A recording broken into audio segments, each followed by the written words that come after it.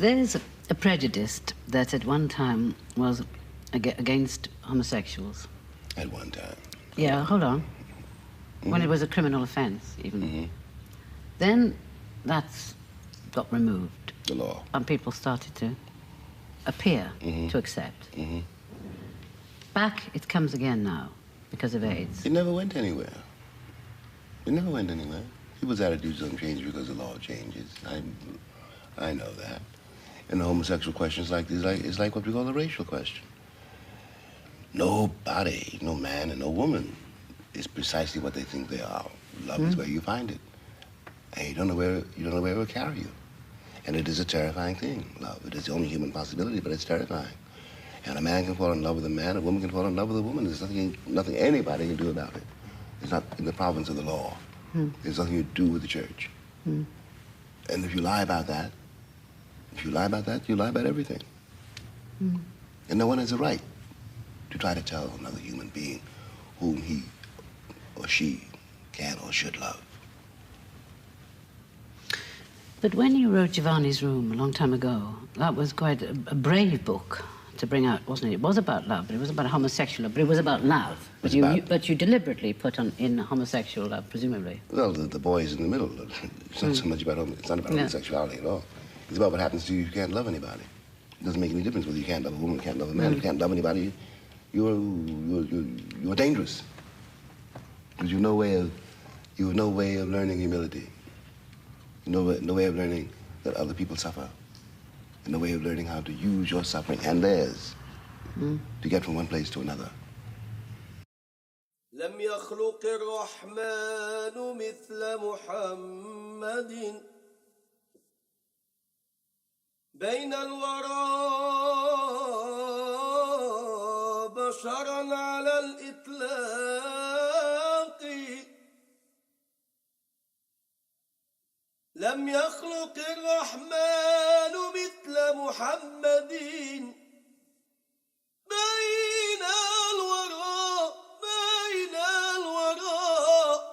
بين الورى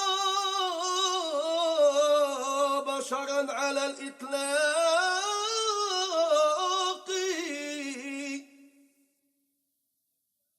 كلا ولا عرف الخلائق قدره ما فوقه حقا سوى الخلاق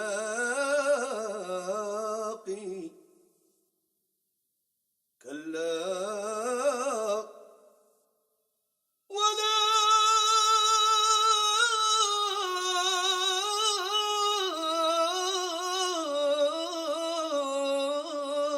عرف الخلائق قدره كلا ولا عرف الخلائق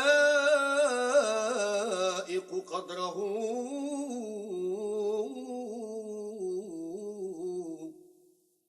ما فوقه حقا سوى الخلاق.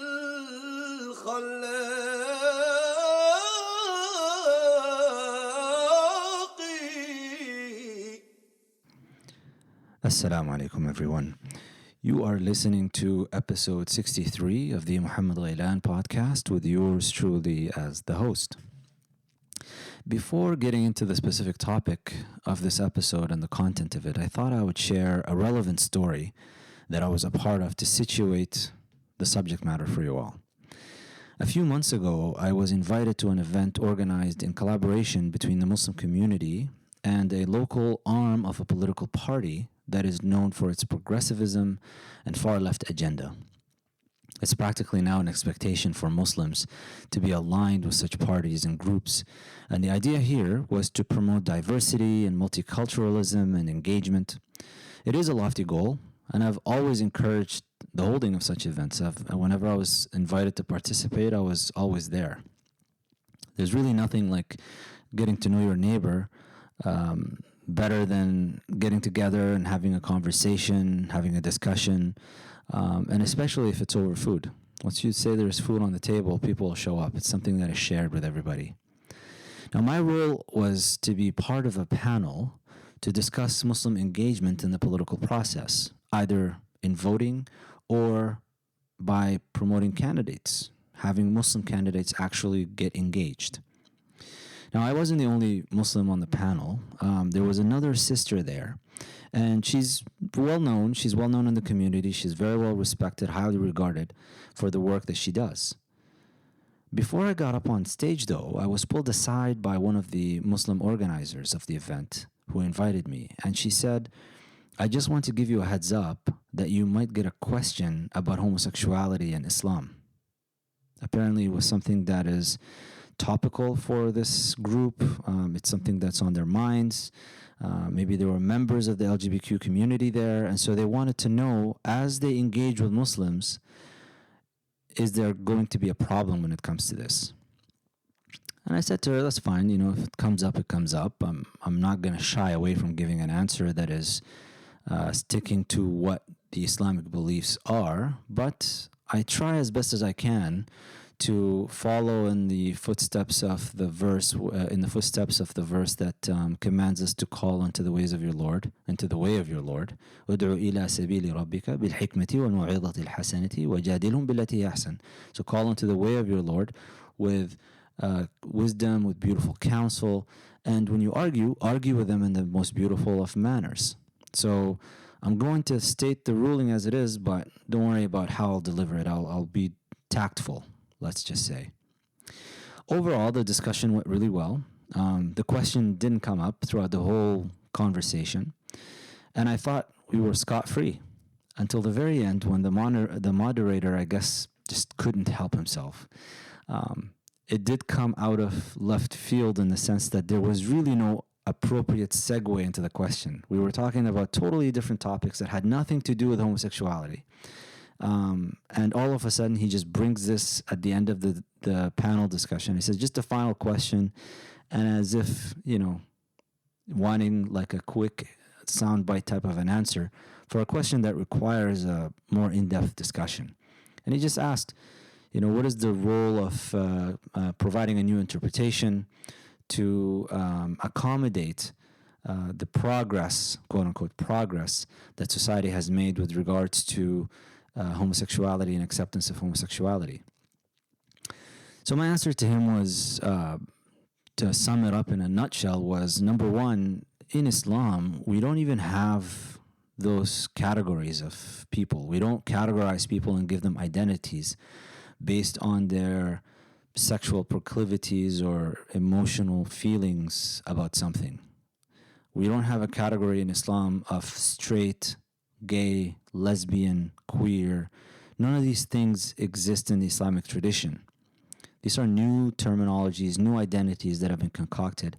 And in fact, if you really consider how they are, they're kind of oppressive, because they reduce the complexity of an individual and all of their dimensions into a single one.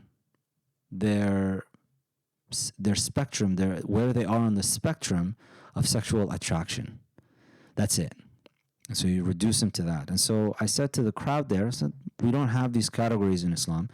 What we have are prohibitions and commands with regards to sexual behavior and behavior in general. So when it comes to sexual behavior, it's either permissible or it's impermissible.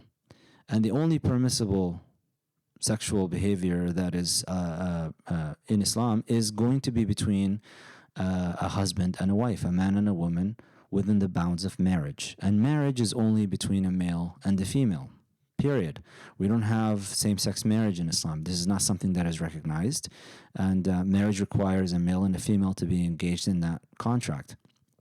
Not only that, even the sexual behavior between the husband and the wife is restricted to a degree. When a woman is during her menstrual cycle or during postpartum period after she gives birth, these are times when it's not permissible for her to engage in sexual activity, sexual intercourse, specifically sexual intercourse with her husband. So that's not permissible. And even though they're married, this is a red limit. This is a red line. This is a limit for them that they cannot cross. In fact, in the Maliki school of law, during a woman's menstrual cycle, her monthly cycle, to close off the means to potential falling into impermissible action, she has to cover, she cannot allow access to her husband between the navel and the knees. Even though, in essence, they're not impermissible, it's just that once you get down that road and you engage in foreplay, sexual desire has a way of clouding the intellect, and so you're not allowed to engage in that. So that's one. The second thing that is not permissible is anal intercourse. Whether you're married or not married, it doesn't matter. This is something that is impermissible in Islam. And so that's it. That's really the answer. And there's no room to interpret this any other way. The Quran is very clear about this matter, and it's just we cannot accommodate that type of behavior.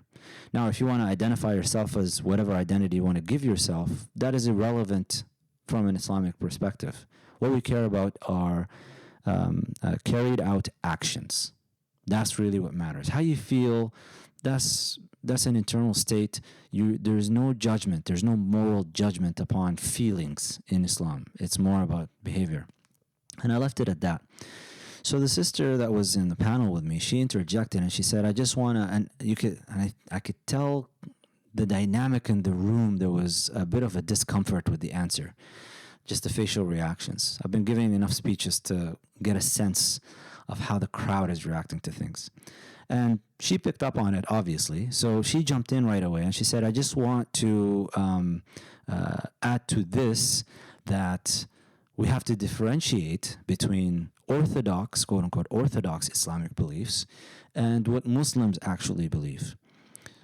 What Muhammad has shared was the position, the orthodox position in Islam, but you guys need to understand that Muslims support same-sex marriage, they support LGBTQ rights. None of this really matters on the ground. So from a perspective of just a practical perspective, don't worry about it. Muslims do not actually believe these things. This is just the orthodox position." And I found the framing really interesting, that she would frame it as this is the orthodox position, which was a subtle way to dismiss it, that don't worry about it. Muslims in practice don't actually believe these things, which I beg to differ. I mean, after the panel was over and we were just engaging with people as they came up, I had quite a few people come up and they just said, "Thank you so much for actually saying things clearly," because we are now finding more and more teachers, speakers, scholars shying away from expressing this position out of fear of backlash. And fair enough, the cultural context in which we live in today, even this particular podcast that I'm recording right now, because it all revolves around this topic, it's a dangerous, very fine line to tread, because it's very easy for somebody to take clips of it and put it out there to vilify you. And the way that people today go about it, they get really vitriolic and vicious about it. And they will try to jeopardize your career, your education. They will try to get you kicked out of programs, kicked out of companies, fired, whatever the case may be, if you don't toe the line. You have to do exactly as they say. And there was actually an example of this back in 2013 with Sheikh Abdul Hakim Murad. There was a video that surfaced back from the mid-90s. It surfaced back in 2013, and he was talking about homosexuality and talking about homosexuals. And the language he was using was, let's say that it lacked tact, maybe, for our common sensibilities today. But back in the 90s, it was perfectly acceptable to speak in the way that he spoke. Now, there was a movement to try to get him fired from Cambridge, try to get him removed, try to lose his job, lose his positions, lose whatever. And he actually issued an apology. He asked for the video itself to be taken down, and it was taken down. I mean, it went quite far. Obviously, he didn't lose his job, but this is the kind of thing that you're dealing with. And so the crowd, Muslims, when they came up to me afterwards, it was with a sigh of relief that thank you that you're actually expressing what the Islamic position is, as opposed to what activists like to promote, in a sense. Now, I mean, we live in a time this is really the interesting thing about all of this. We live in a time in which revelation and quote-unquote orthodox, but really actually Islamic beliefs, which are based on the Quran and the Sunnah, they're problematized, while the zeitgeist, the cultural zeitgeist today, that is taken for granted to be the straight path. And that's what we all must adhere to. And you hear that a lot now, actually, with a lot of Muslims when they speak about culture, relevance, context. In a sense, they've elevated the urf, which is it's an aspect of Islamic principles of jurisprudence. It is a source of deriving law. But they don't really delve into what defines urf, custom, how is it accepted, when is it accepted, when is it even considered as properly urf in Islamic law. I mean, none of that is discussed. They just assume that whatever is dominant in a culture, that becomes the urf, and then you have to basically interpret the religion because it's valid for every place and every time. I mean, it's just the way that these things are discussed it's fascinating to me. Islam is valid for every place and every time. Therefore, it's almost malleable to such a degree that renders it meaningless. There's really no structure to it.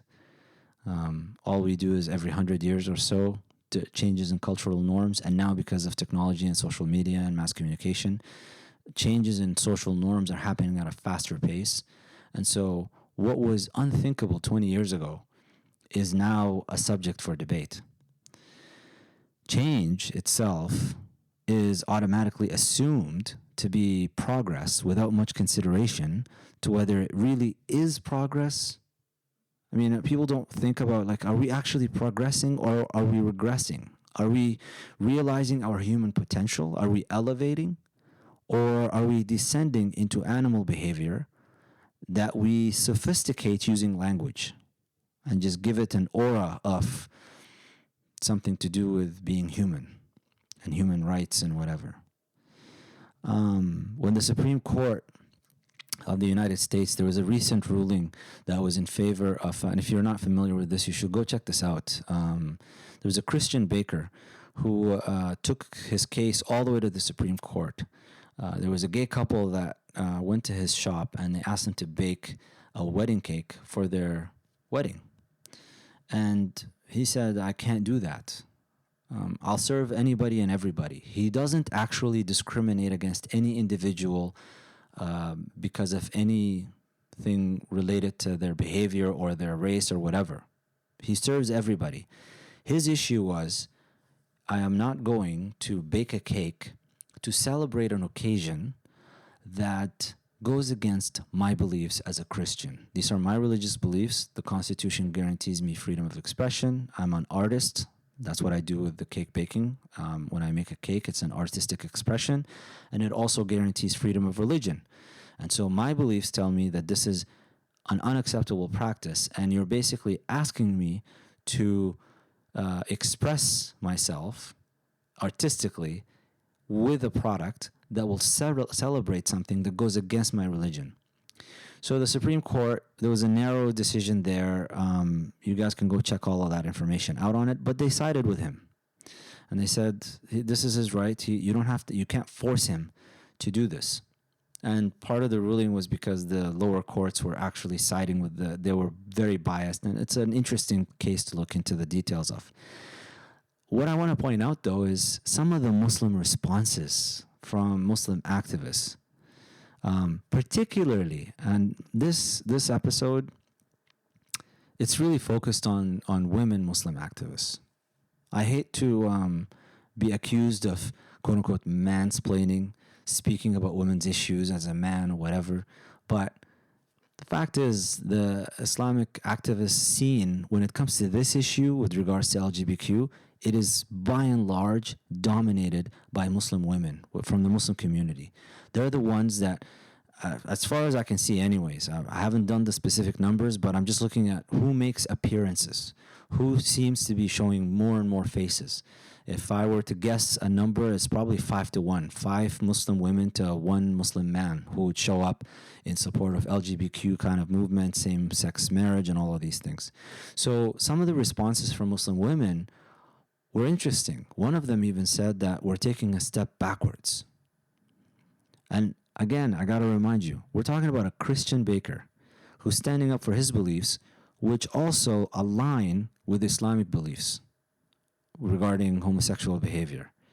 And yet, visibly Muslim women, wearing the hijab, donning it and everything, step up and share the links to the Supreme Court ruling and say that we're going backwards. In other words, they were siding with the other side, which was to force this Christian baker, against his will, to bake a cake, to celebrate a gay wedding, which goes against his beliefs. Let that sink in for a while. Recently, over the past couple of weeks, and at the time of recording this, we're in just after mid-August 2018. So recently, Muslims in America are celebrating the elections of first, quote-unquote, first Muslim women into various government positions. You know, Congress and government positions in the states, various states.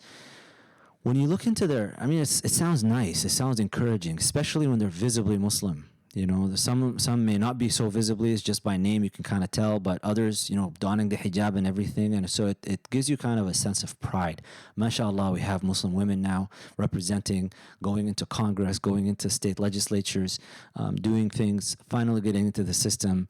Now we're going to have a voice, all of that jazz that goes along with it. It sounds nice on the surface of it. But then when you go and look into their platforms and their public declarations, they're supporting and in full force. I mean, it's kind of interesting. Some of their signature statements where they talk about all of the things that they care about, there's always that part that talks about same-sex marriage or LGBTQ rights and promoting these things, and all of it is under the banner of social justice. Now, before I continue on with the rest of this episode, something has got to be made very clear from the beginning. What you'll hear is in no way to condemn human beings. From an Islamic point of view, every human being is born with a God-given sanctity. And we're all in that sense of our being humans equal in front of God. It is our actions, in akramakum indallahi atqakum, that it is our actions that determine our status with Him, and not how we label ourselves. So none of this is about people. And it's not even about what they do per se in that sense.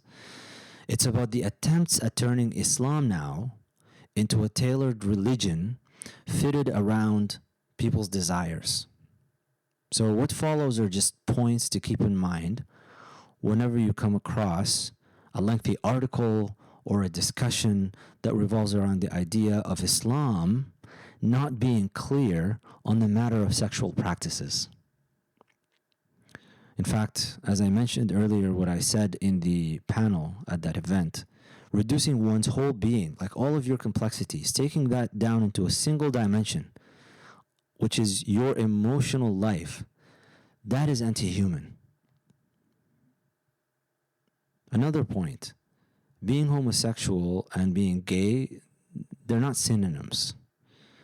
One refers to desires, homosexual. You have desires for the same sex, sexual desires towards the same sex. And that, by the way, research is showing that it is not a categorical, discrete thing that you are either or. In fact, we're all on a spectrum. Being gay, on the other hand, that is a socio-political construct. As like a person's identity is not based on desires, is the point here. They're based on values. So the idea that one can engage in an action and then decide that desires driving that action reduce their whole complexity and their whole essence into that one thing, from an Islamic perspective, there's that you've now reduced what makes somebody a human being a human being. You've taken them down and you've actually dehumanized that individual. Now, the reason Muslims are aligning, and Muslim activists especially, and this is something that I actually asked a teacher about almost 10 years ago, and it was about this very subject. And at the time, I couldn't imagine that Muslims would get to this point of being so aggressive in their promotion campaigns. I mean, now you see Muslim women engaged in public campaigns, videos supporting LGBTQ, same-sex rights, and all that stuff. I couldn't imagine that 10 years ago, and now it's happening. And 10 years ago, I asked this teacher, I said, you know, Muslims are now increasingly engaged in the political, social justice type of sphere with a number of groups, and some of these groups, they don't align with Islamic beliefs. Example, those who promote same-sex marriage, LGBTQ kind of behavior. And I gotta, just as another pause, what somebody does in their bedroom is their business. There should, you cannot discriminate against people and decide to hire or fire or promote or demote or admit or not admit or whatever based on their sexual behaviors in the bedroom.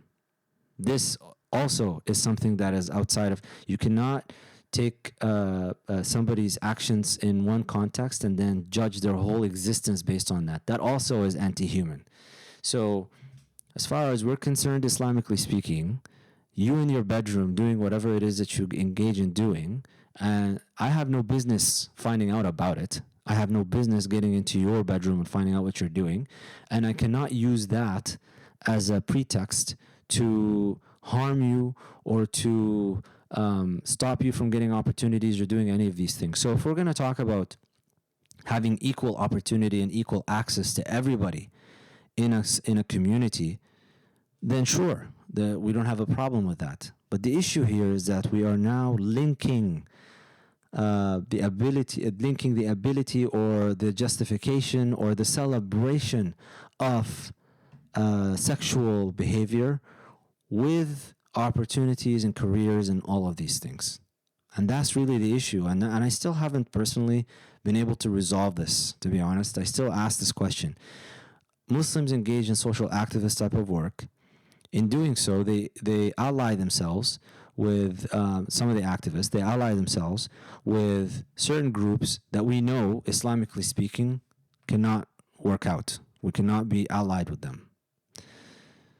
The thing is, though, they're the groups that come out in support of Muslims. And so you scratch my back, I scratch your back, tit for tat. You know, it's just basic rules of reciprocity. So if they come out to speak against Islamophobia, it is expected of the Muslim community that we need to come out and speak against LGBTQ discrimination. But this issue is quite complex. It's not so simple.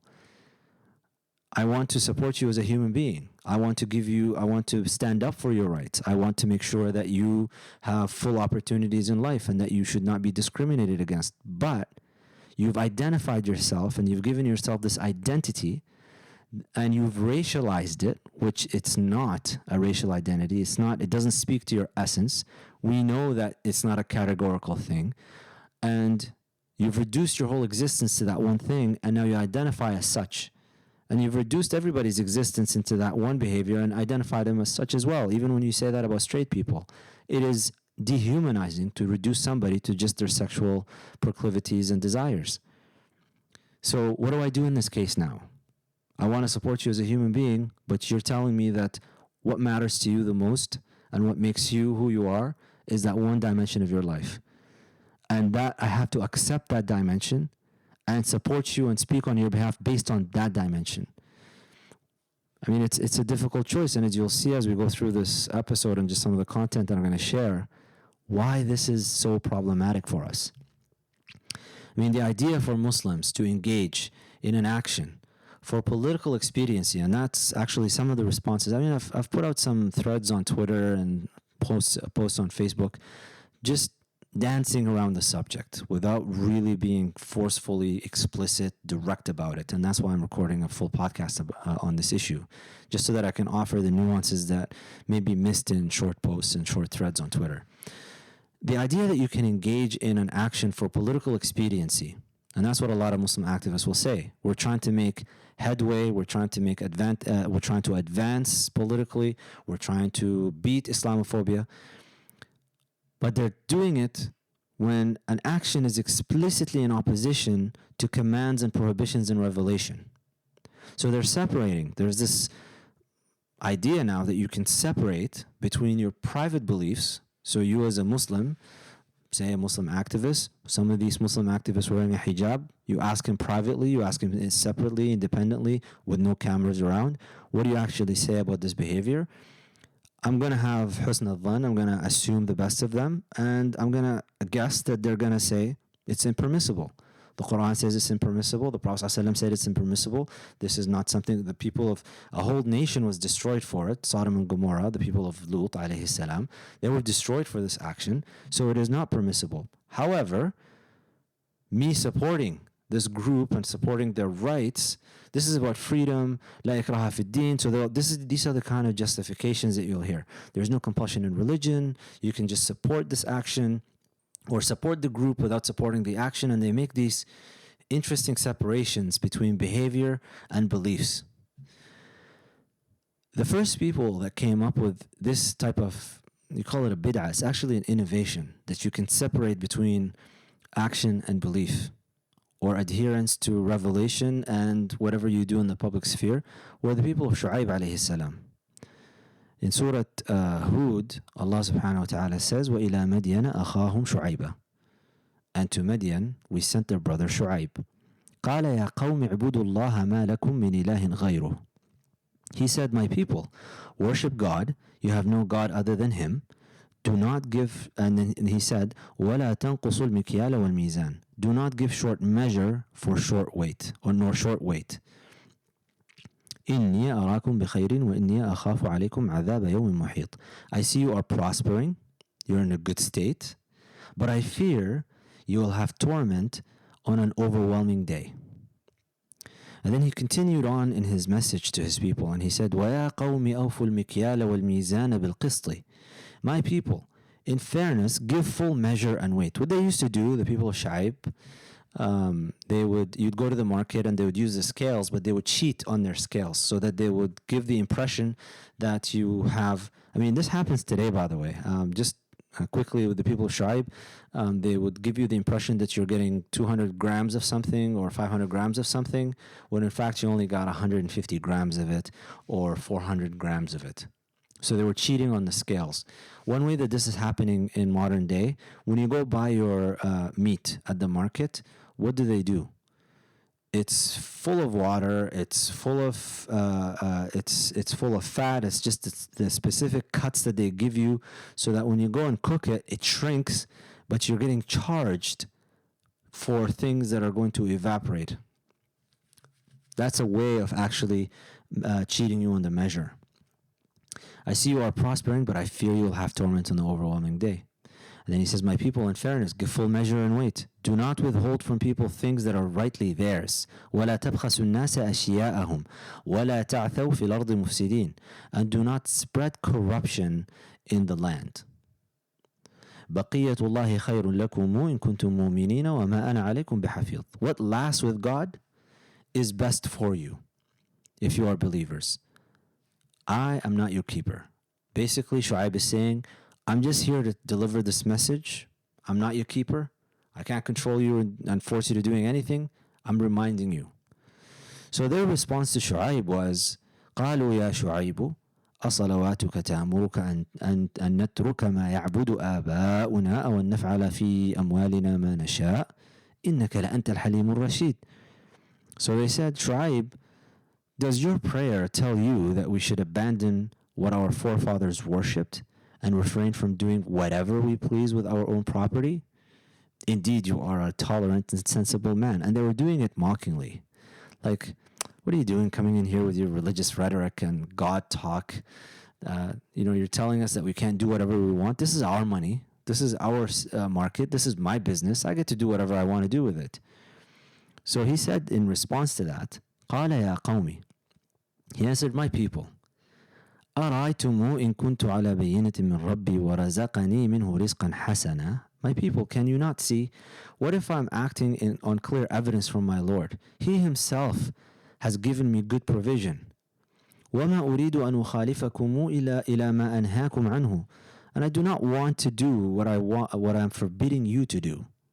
وما إن أريد إلا الإصلاح ما استطعت. I only want to put things right as far as I can. وما توفيقي إلا بالله. And I cannot succeed without God's help. عليه توكلت وإليه أنيب. I trust in Him and always turn to Him. ويا قوم لا يجرمنكم شقاقي أن يصيبكم مثل ما أصاب قوم نوح أو قوم هود أو قوم صالح وما قوم لوط منكم ببعيد. Then he said, my people, do not let your opposition to me bring upon you similar fate to the peoples of Noah or Hud or Salih. And also the people of Lot, they're not far away from you. واستغفروا ربكم ثم توبوا إليه إن ربي رحيم ودود. And ask forgiveness from your Lord and turn to Him in repentance. My Lord is merciful and most loving. So what did they say back to him? So look at the beautiful way that Shu'aib is speaking to his people. He's using wisdom. He's calling them with gentleness. He said, Ya qawmi, my people, come on, guys. Like I'm looking out for you. And that's why I'm telling you these things. So they responded back with, قالوا يا شعيب ما نفقه كثيرا مما تقول وإنا لنراك فينا ضعيفا ولولا رهطك لرجمناك وما أنت علينا بعزيز. They said, Shu'aib, we don't understand much of what you're saying, and we find you very weak in our midst. And had it not been for your family, we would have stoned you, for you have no great status among us. So he said back, قال يا قومي أرهطي أعز عليكم من الله واتخذتموه وراءكم ظهريا إن ربي بما تعملون محيط. He said, my people, is my family stronger in your estimation than God? It's more worthy in your estimation than God? And have you put Him behind you? My Lord surrounds everything you do. ويا قومي اعملوا على مكانتكم إني عامل سوف تعلمون من يأتيه عذاب يخزيه ومن هو كاذب وارتقبوا إني معكم رقيب. My people, do whatever is within your power, and I will do likewise. Soon you will know who will receive a disgraceful punishment and who is a liar. Watch out, and so will I. And then Allah subhanahu wa ta'ala now tells us what happened after. ولما جاء أمرنا نجينا شعيبا والذين آمنوا معه برحمة منا. When what we had ordained came about, in our mercy we saved Shu'aib and his fellow believers. But a mighty blast struck the wrongdoers. وأخذت الذين ظلموا الصيحة فأصبحوا في ديارهم جاثمين. By morning they lay dead in their homes. كأن لم يغنوا فيها, as if they had never lived and flourished there. ألا بعدا لمدين كما بعدت ثمود. Yes, away with the people of Midian, just like the people of Thamud. The importance of this is, when you look at the Quran and you look at these stories, you have to. This is not just for our own entertainment or just to look at historical accounts and point the finger. Every time you point the finger at anybody, you remember that when you point your index finger, you've got your middle, your ring, and your pinky pointing back at you. So for every time you point at somebody, you have three fingers pointing right back at you. And this is really the consequence of separating your moral compass. When you don't have a guide, your sense of justice. When we talk about justice, how are you defining justice? Where did you get the definition from? Is this something that is socially constructed, or is this something that you derive from revelation? Allah subhanahu wa ta'ala huwa al-adl. He is the just. And He's the one who created you.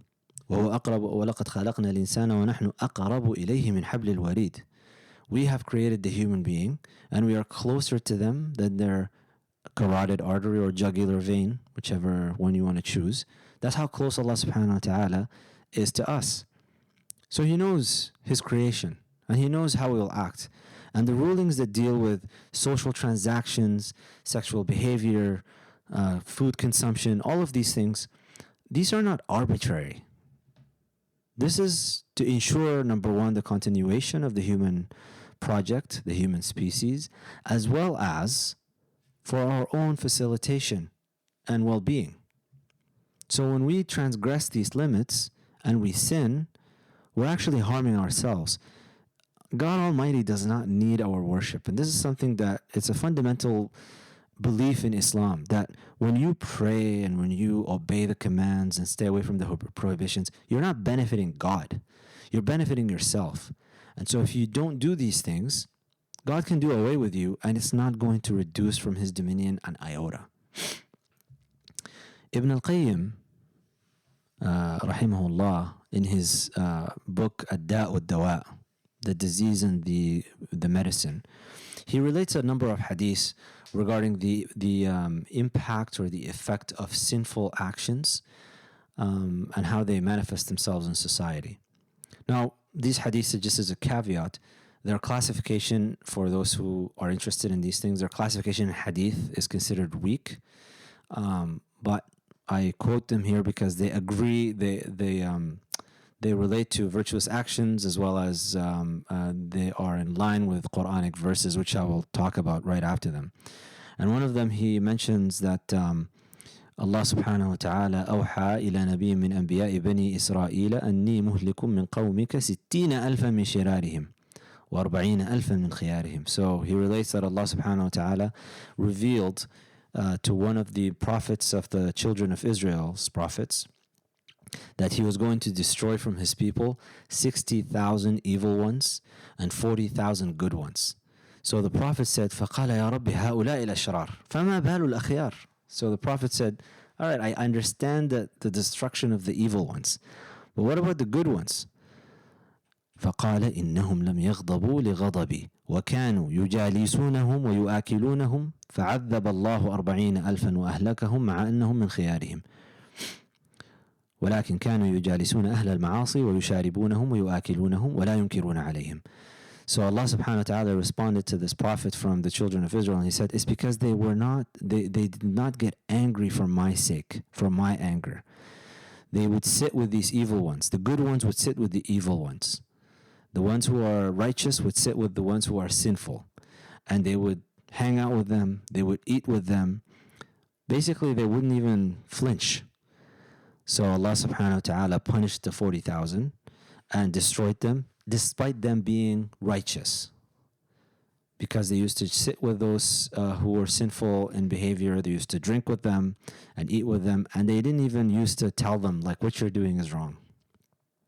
So they were not commanding the good and forbidding the evil, in other words. It is one thing for you to, have relations with people despite their sinful. This is not a call for you to cut off ties with everybody, but it's just to say that if someone is committing evil actions, engaged in sinful behavior, the very least you can do is just remind people you should not be engaged in this action. Another narration that Ibn al-Qayyim mentions is he commanded, Allah subhanahu wa ta'ala commanded Jibreel alayhi salam, the archangel Gabriel, to destroy a village. And so Gabriel said, Ya Rabbi, فيهم فلان لم يعصك طرفة عين فيهم فلان لم يعصك طرفة عين. So, oh my Lord, there is this person, this guy, he has not disobeyed you even a blink of an eye's worth. So Allah subhanahu wa ta'ala said, قال به فابدأ واسمعني صوته فإنه لم يتمعر وجهه في قط يعني ما غضب لله تعالى وإنما كان غضبه لأموره الدنيوية أو لا يغضب إذا انتهكت محارم الله. So Ibn al-Qayyim continues to transmit this, and he says, Allah subhanahu wa ta'ala responded to Jibreel, yeah, he didn't sin for a blink of an eye. Start with him and have me hear his voice, hear his screams, basically, because his face didn't even flinch for my sake ever. He never had any anger for my sake. He never had any distaste for my sake. In fact, the only time he got angry was for worldly things, for worldly affairs. Or when it comes to the matter of the limits of God, never really flinched, never batted an eye. The guy didn't flinch. A couple more narrations that Ibn al-Qayyim relates just for the benefit. وذكر أيضا أن بعض بني إسرائيل رأى ابنا له على معصية فقال مهلا يا بني. So one of the children of Israel saw one of his sons on a sinful action. He said, "Stop, my son." ما قال إلا مهلا يا بني بمعنى أنه لم يتمعر وجهه ولم يغضب وإنما تكلم بهذه الكلمة فعاتبه الله. يعني كان غضبك أن قلت مهلا يا بني ولم تغضب لله تعالى. So his anger was not for the sake of Allah subhanahu wa ta'ala. This man from the children of Israel was upset because his son was just doing something and he didn't like him doing it. But it wasn't for the sake of God. And so God Almighty was displeased with this man's displeasure because it was not in sincere displeasure for the sake of God. The Prophet ﷺ actually relates, there's a hadith related in which he spoke to the migrants, the muhajirin, and he said to them, and this is related, attributed to Umar ibn al-Khattab radiallahu anhu, Abdullah ibn Umar ibn al-Khattab radiallahu anhuma, and he said, يا معشر المهاجرين خمس خصال وأعوذ بالله أن تدركوهن. So he said, "O migrants, there are 5 traits, and I seek refuge in God that you may live to see them." And the 2 of them that are relevant for this discussion here, ما ظهرت الفاحشة في قوم حتى أعلنوا بها إلا ابتلوا بالطواعين والأوجاع التي لم تكن في أسلافهم الذين مضوا. Open sexual promiscuity does not become manifest in a people except that it will result in them being afflicted with diseases and pains that were not present in their ancestors. And we know that today. Anybody that's studying medicine or looking at the prevalence of sexually transmitted infections, there are diseases today. There are diseases that do not get transmitted through any other means other than open sexual promiscuity. If people were chaste and they just restricted their sexual activity to being married, you would not have some of the things that we see today. And some of these diseases, there's no other way for them to transmit them other than that. The other one is, the other trait that is mentioned in this hadith that's relevant for us here is, وَمَا لَمْ تَعْمَلْ أَئِمَّتُهُمْ بما أنزل الله في كتابه إلا جعل الله بأسهم بينهم. And when their leaders, religious figures, political figures, they do not act in accordance with what Allah subhanahu wa ta'ala has revealed in his book, then Allah subhanahu wa ta'ala will make their بأسهم بينهم, so they will start to fight amongst each other. Which is, I mean, if you look at the state of Muslims today and the sectarianism and the divisions that we have, there's something to that should make us pause and reflect. Finally, there is another narration that I wanted to share with you from this text, and it is related from Abdullah ibn Mas'ud radiallahu anhu. And this is really an important one to pay attention to. He said that the Prophet sallallahu alayhi wa alihi wa sahbihi wasallam said, إن من كان قبلكم كان إذا عمل العامل فيهم بالخطيئة جاءه الناهي تعذيرا فإذا كان الغد جالسه وواكله وشاربه كأنه لم يره على خطيئة بلمس. So those who've come before you that were destroyed by Allah subhanahu wa ta'ala, one of them would commit a sinful action, and then somebody would come to him and or her and forbid them from or tell them they should not engage in this behavior. But it's interesting, the word used here in Arabic, ta'adhira. So they're basically coming in just to say that I've done my duty. I've told them. In other words, it wasn't actually sincere. They were soft in the way they delivered it. I mean, the way that sometimes we describe impermissible actions in Islam, we cushion it so much, and we, in the name of adab and tact and a false understanding of what it means to call into the ways of your Lord with wisdom and beautiful counsel, we mince our words so much that we take the weight out of it. We take the impact and the force out of it to such a degree that Sometimes people leave you wondering, like, am I doing something wrong? Or if they're doing something wrong, they think, well, I guess it's not that big of a deal the way that they made it sound. So it's fine. I'll just keep doing what I'm doing. So this is what this means, that the person would come to the person sinning and would deliver the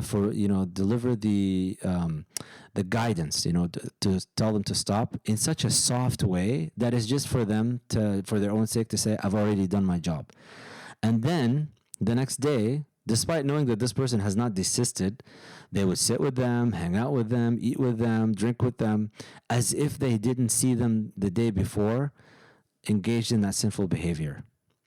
فلما رأى الله عز وجل ذلك منهم ضرب بقلوب بعضهم على بعض. So when Allah subhanahu wa ta'ala, when God Almighty saw this from happening amongst these people, He made their hearts hardened. ثم لعنهم على لسان نبيهم داود وعيسى بن مريم. And then He cursed them. He expelled them from His mercy on the tongues of David and Jesus Christ, the son of Mary, peace be upon them. ذلك بما عصوا وكانوا يعتدون. That's because of what their disobedience and their transgression. وَالَّذِي نَفْسُ مُحَمَّدٍ بِيَدِهِ. So the Prophet ﷺ says, he swears an oath by the one whose soul of Muhammad is in his hands, by God Almighty.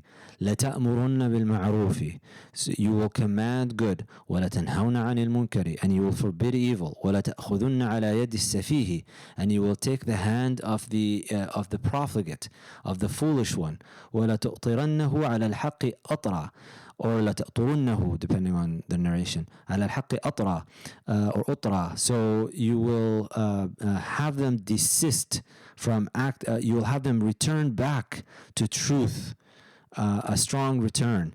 أو ليضربن الله بقلوب بعضكم على بعض ثم ليلعننكم كما لعنهم. Or otherwise, if you don't do this and if you don't push people to get back to truth, Allah subhanahu wa ta'ala will harden your hearts, and then He will curse you, i.e., expel you out of His bounds of mercy, just as He did with the people that have come before us. And so, more and more now, when you read these things and you come across them, as we see more Muslim activists, and like I said, it's more prevalent amongst women than men, leading campaigns, and at times wearing the rainbow hijabs or waving the rainbow flag while she's wearing the hijab, marching in the gay pride parade, championing the causes of LGBTQ groups. It's really not fair, and this is really the point here. It's not fair to fool people into thinking that what they're doing is okay, that it's permissible, or to tell them that it's vague in the Quran, when it's actually as clear as day. You got to remember that we're all here for a very temporary period of time. And there's going to come a day of judgment. And people are going to be asked about what they were doing here. And you really do not want to be in a position where the people you were supporting for political expediency in this world turn to you and say, why didn't you tell me? Why weren't you more clear? We were friends. We hung out. We campaigned together. We marched together. We spent so much time together. Not one time did you make me feel like I should consider or reconsider my lifestyle. The Quran itself is declared to be a clear and a clarifying criterion. But the modern progressive types will push a narrative, and they continue to push this narrative, that it's a vague text so they can justify what they already believe. The source of morality here is not God, of course. It's pop culture. And in doing so, one can expect to be upon a new religion every 20 years or so. What Allah subhanahu wa ta'ala commands us to do, believers, Muslims, and this is a responsibility that we have as Muslims. Before you talk about social justice, talk about colonialist structures in society, talk about patriarchy, talk about all these. Before we talk about any of these things, we have to get something straight. Allah subhanahu wa ta'ala said to the angels, وَإِذْ قَالَ رَبُّكَ لِلْمَلَائِكَةِ إِنِّي جَاعِلٌ فِي الْأَرْضِ خَلِيفَةً. So when your Lord has declared unto the angels, I'm going to put a vicegerent on the earth. So the number one thing for the human being, you are a vicegerent on this earth. You are a representative of God on this earth. And your primary task is to tread upon this earth, recognizing that you're here for a temporary period. You're being tested while you're here to see how you will align yourself with divine will. Now, it's Allah subhanahu wa ta'ala did not intend for everybody to be a Muslim. Some of us are going to be believers, some of us are going to be disbelievers. For the believers, we're meant to deliver the message. You got to remember, for Muslims, the belief is that the whole earth, all 7 billion people on this planet, are Ummatu Muhammad sallallahu alayhi wa alihi wa sahbihi wasallam. They're all the Ummah, the community of the Prophet Muhammad sallallahu alayhi wa alihi wa sahbihi wasallam. The difference between us and those who don't believe in him is that you have Ummatul Da'wah and Ummatul Istijaba, the Ummah or the community that has responded to the call of Muhammad sallallahu alayhi wasallam, and the community that is being called to respond to the call of the Prophet sallallahu alayhi wasallam. So, but all of us are part of the same Ummah. So, what is our role here? Allah subhanahu wa ta'ala tells us, وَكَذَلِكَ جَعَلْنَاكُمُ أُمَّةً وَسَطًا لِتَكُونُوا شُهَدَاءَ عَلَى النَّاسِ وَيَكُونَ الرَّسُولُ عَلَيْكُمْ شَهِيدًا. We have made you, believers, into a middle nation, so that you may bear witness to the truth before others, and so that the messenger may bear witness to it before you. وما جعلنا القبلة التي كنت عليها إلا لنعلم من يتبع الرسول ممن ينقلب على عقبيه. We only made the direction, the one you use to face the Prophet ﷺ here, in order to distinguish those who follow the messenger from those who turn on their heels. وإن كانت لكبيرة إلا على الذين هدى الله. But this test was hard, except for those who God has guided. وَمَا كَانَ اللَّهُ لِيُضِيعَ إِيمَانَكُمْ إِنَّ اللَّهَ بِالنَّاسِ لَرَءُوفٌ رَحِيمٌ. But God would never let your faith go to waste, O believers, for God is most compassionate and most merciful towards people. So our primary role as Muslims is, first of all, before we engage in any talk about superstructures and oppression and all of these things, first become the witness. Like, just, and your moral compass is Allah and His Messenger. And the scale of justice, what does Allah say about this matter? That's how you determine these things. And then from there you proceed. And when it comes to non-believers, it comes to non-Muslims, what's your role with them? It's actually what Allah subhanahu wa ta'ala has commanded the people of the book to do, which by extension means us as well. وَإِذَا أَخَذَ اللَّهُ مِيثَاقَ الَّذِينَ أُوتُوا الْكِتَابَ لَتُبَيِّنُنَّهُ لِلنَّاسِ وَلَا تَكْتُمُونَهُ. And when Allah has made a covenant with those who were given the book, you shall certainly make it known to men, to people, and you shall not hide it. But what did the people of the book do? Which, unfortunately, a lot of Muslims, especially now, since in this context we're talking about Muslim activists, they're doing this. فَنَبَذُوهُ وَرَاءَ ظُهُورِهِمْ وَاشْتَرَوْا بِهِ ثَمَنًا قَلِيلًا فَبِئْسَ مَا يَشْتَرُونَ. They cast it behind their backs, and they took a small price for it. So evil is that which they buy. What's the small price? Political expediency, making headway, lifting up the community in whatever way that people think that they're lifting up the community. Don't bring this stuff up.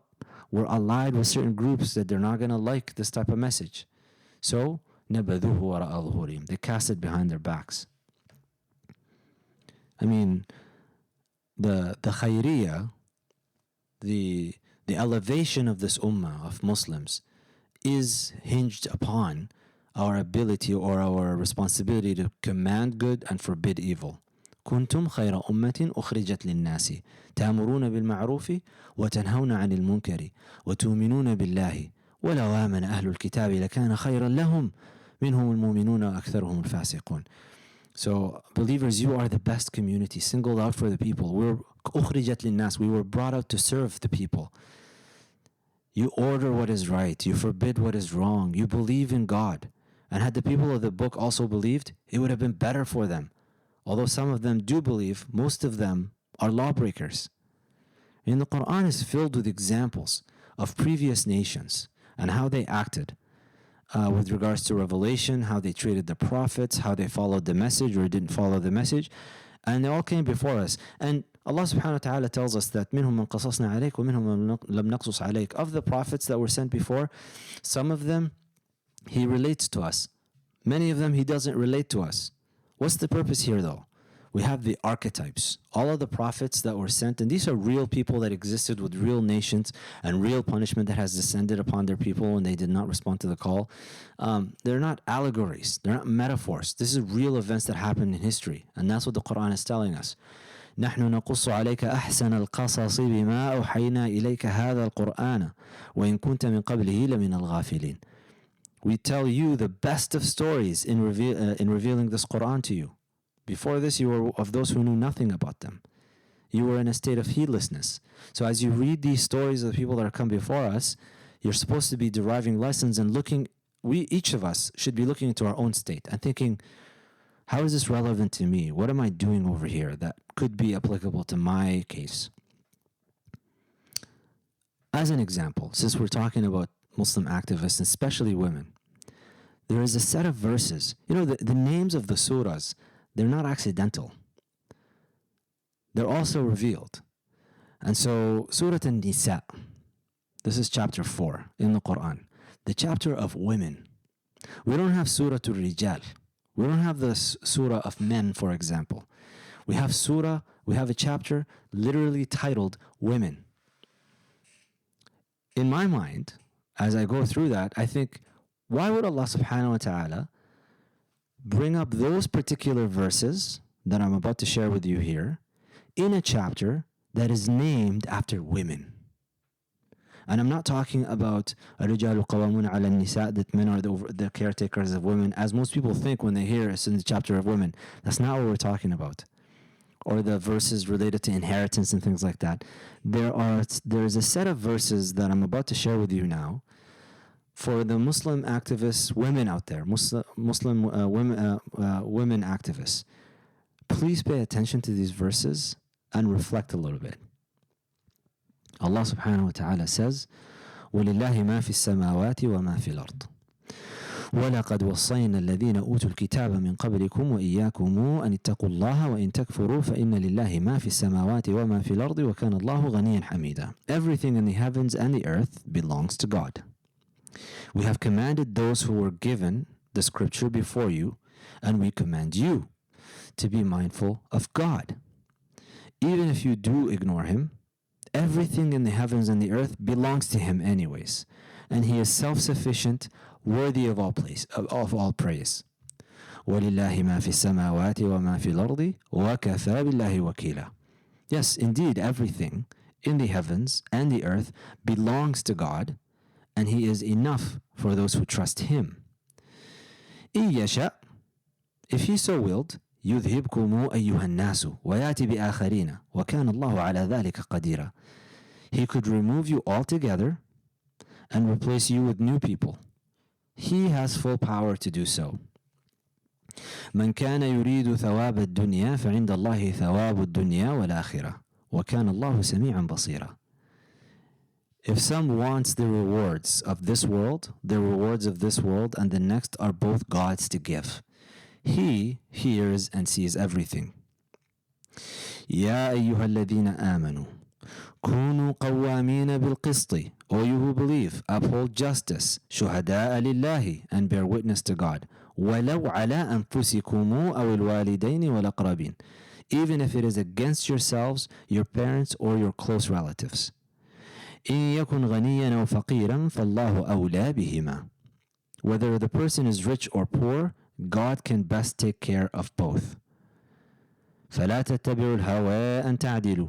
So do not follow your own desires. Refrain from following your own desire. وإن تلهوا أو تعرضوا فإن الله كان بما تعملون خبيرا. Do not follow your own desires so that you can act justly. If you distort or neglect justice, God is fully aware of what you do. Again, you who believe, uphold justice and bear witness to God, even if it is against yourselves, your parents, or your close relatives. Whether the person is rich or poor, God can best take care of both. refrain from following your own desire so that you can act justly. If you distort or neglect justice, God is fully aware of what you do.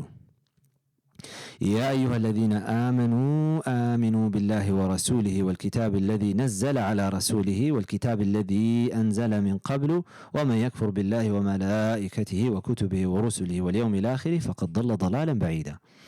You who believe in God and His messenger and in the scripture He sent down to His messenger, as well as what He sent down before. Anyone who does not believe in God, His angels, His scriptures, His messengers, and the last day has gone far, far astray.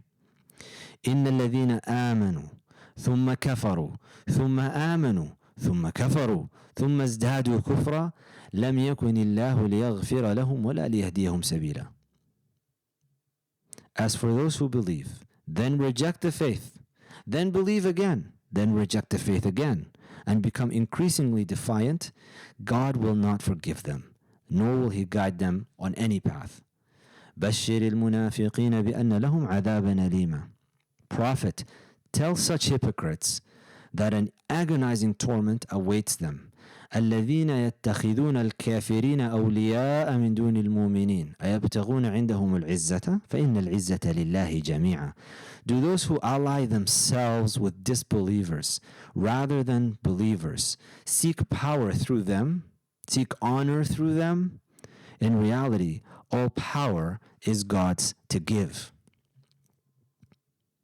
I mean, the discussion about political expediency and making headways and all of these things, here is Allah subhanahu wa ta'ala telling you that whatever power you're seeking, if you're going to seek it through illegitimate means, just remember one thing. It's actually God's to give. It's not going to be attained because you aligned yourself with some groups who happen to appear to you to be powerful. And then a couple of verses after these verses, Allah subhanahu wa ta'ala says, يَا أَيُّهَا الَّذِينَ آمَنُوا لَا تَتَّخِذُوا الْكَافِرِينَ أَوْلِيَاءَ مِن دُونِ الْمُؤْمِنِينَ أَتُرِيدُونَ أَن تَجْعَلُوا لِلَّهِ عَلَيْكُمْ سُلْطَانًا مُبِينًا. You who believe, do not take the disbelievers as allies and protectors instead of the believers. Do you want to offer God clear proof against you?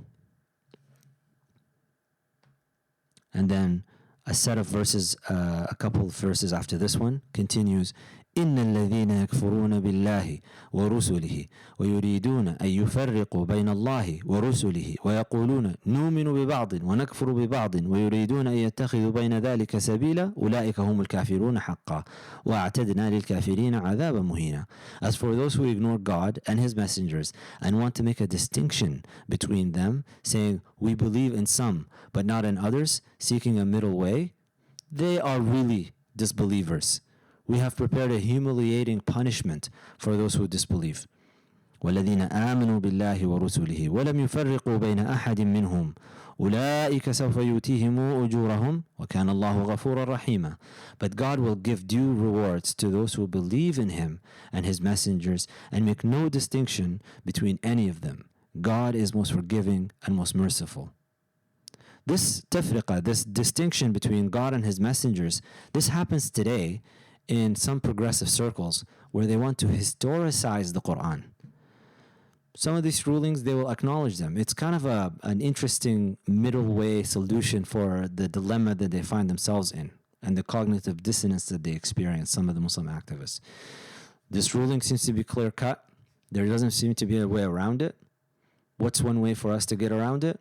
Let's historicize it. Let's just say that it is valid just for that context.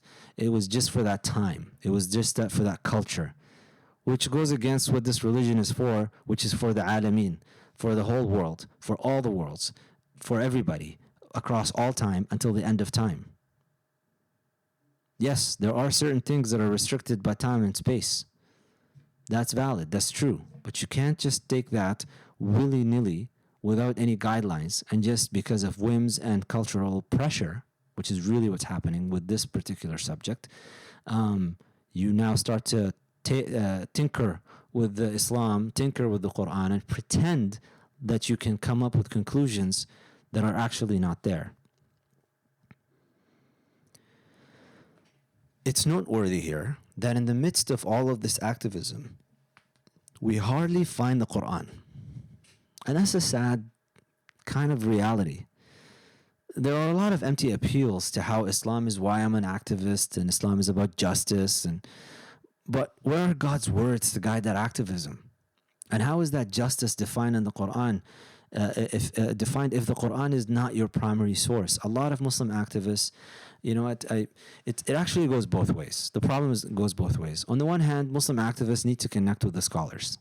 You know, I don't see how you can be a Muslim activist and talk about Islam informing your activism if you haven't sat down and actually studied the Quran, studied tafsir, studied aqidah, studied the seerah, so that you can have a proper moral compass.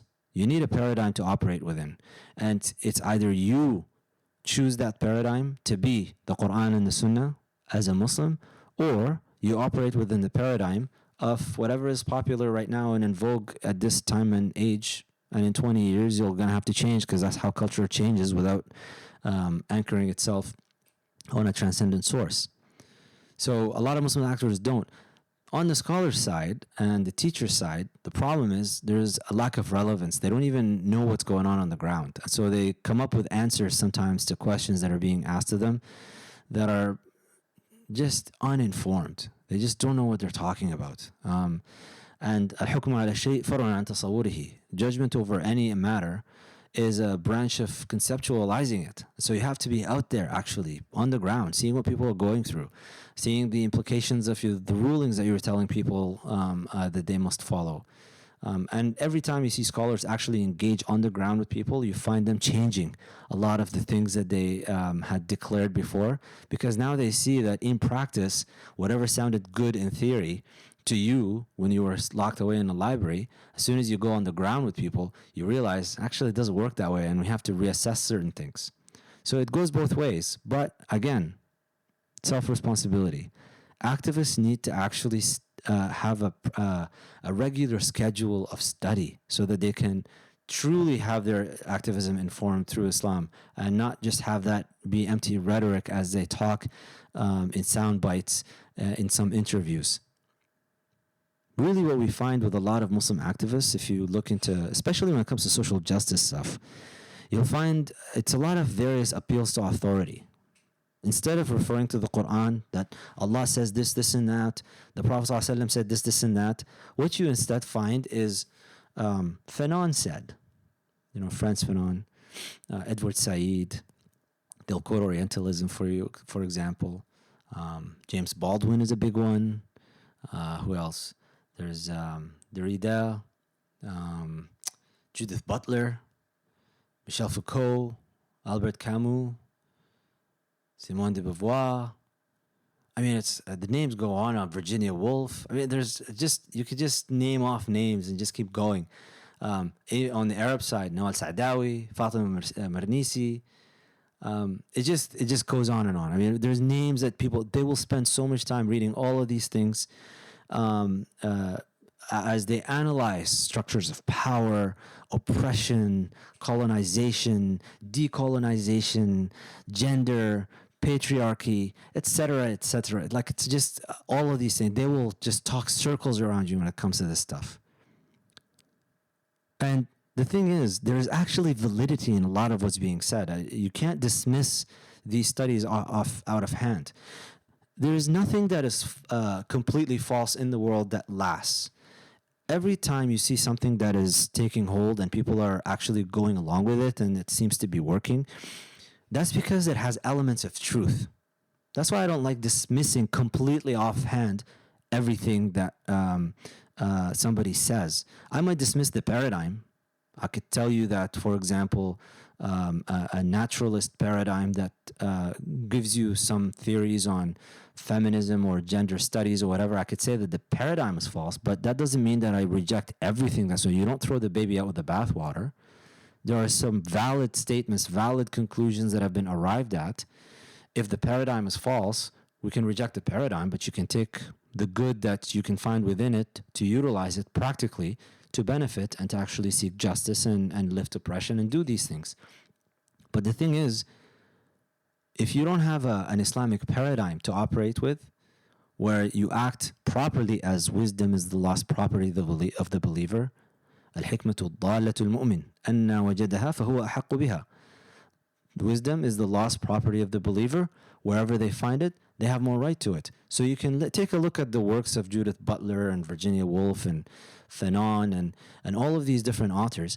Take the positive, take the things that are valid. But how do you know what is valid? That's the question that we should be asking. What is valid in what they're saying, and what is something that you should be able to reject and not have a problem rejecting? The only way for you to do that is to actually have an Islamic paradigm to operate from within. That's not to say that you can go and find it ready-made for you. The thing is about the Islamic tradition, very few things are spelled out explicitly for us. What it does is it offers you a trajectory of thinking in. How should you think about things? It builds in a sense of taqwa, first of all. When you study the Quran, you start to see all these archetypes coming into manifestation. How Allah subhanahu wa ta'ala created the world and meant for it to function. And then from there, you can go look at these works and see what is valid and what is not valid, and take the good and leave the bad. But what is happening now with a lot of Muslim activists, especially on the women's side, and I'm giving this judgment based on the declarations that we see. I don't think you would say that we're going backwards with regards to that Supreme Court case that I cited at the start of the show, of this episode. I don't think you would be able to say we're going backwards if you really were connected with the Islamic tradition from a knowledge-based perspective, as opposed to an emotional attachment to it.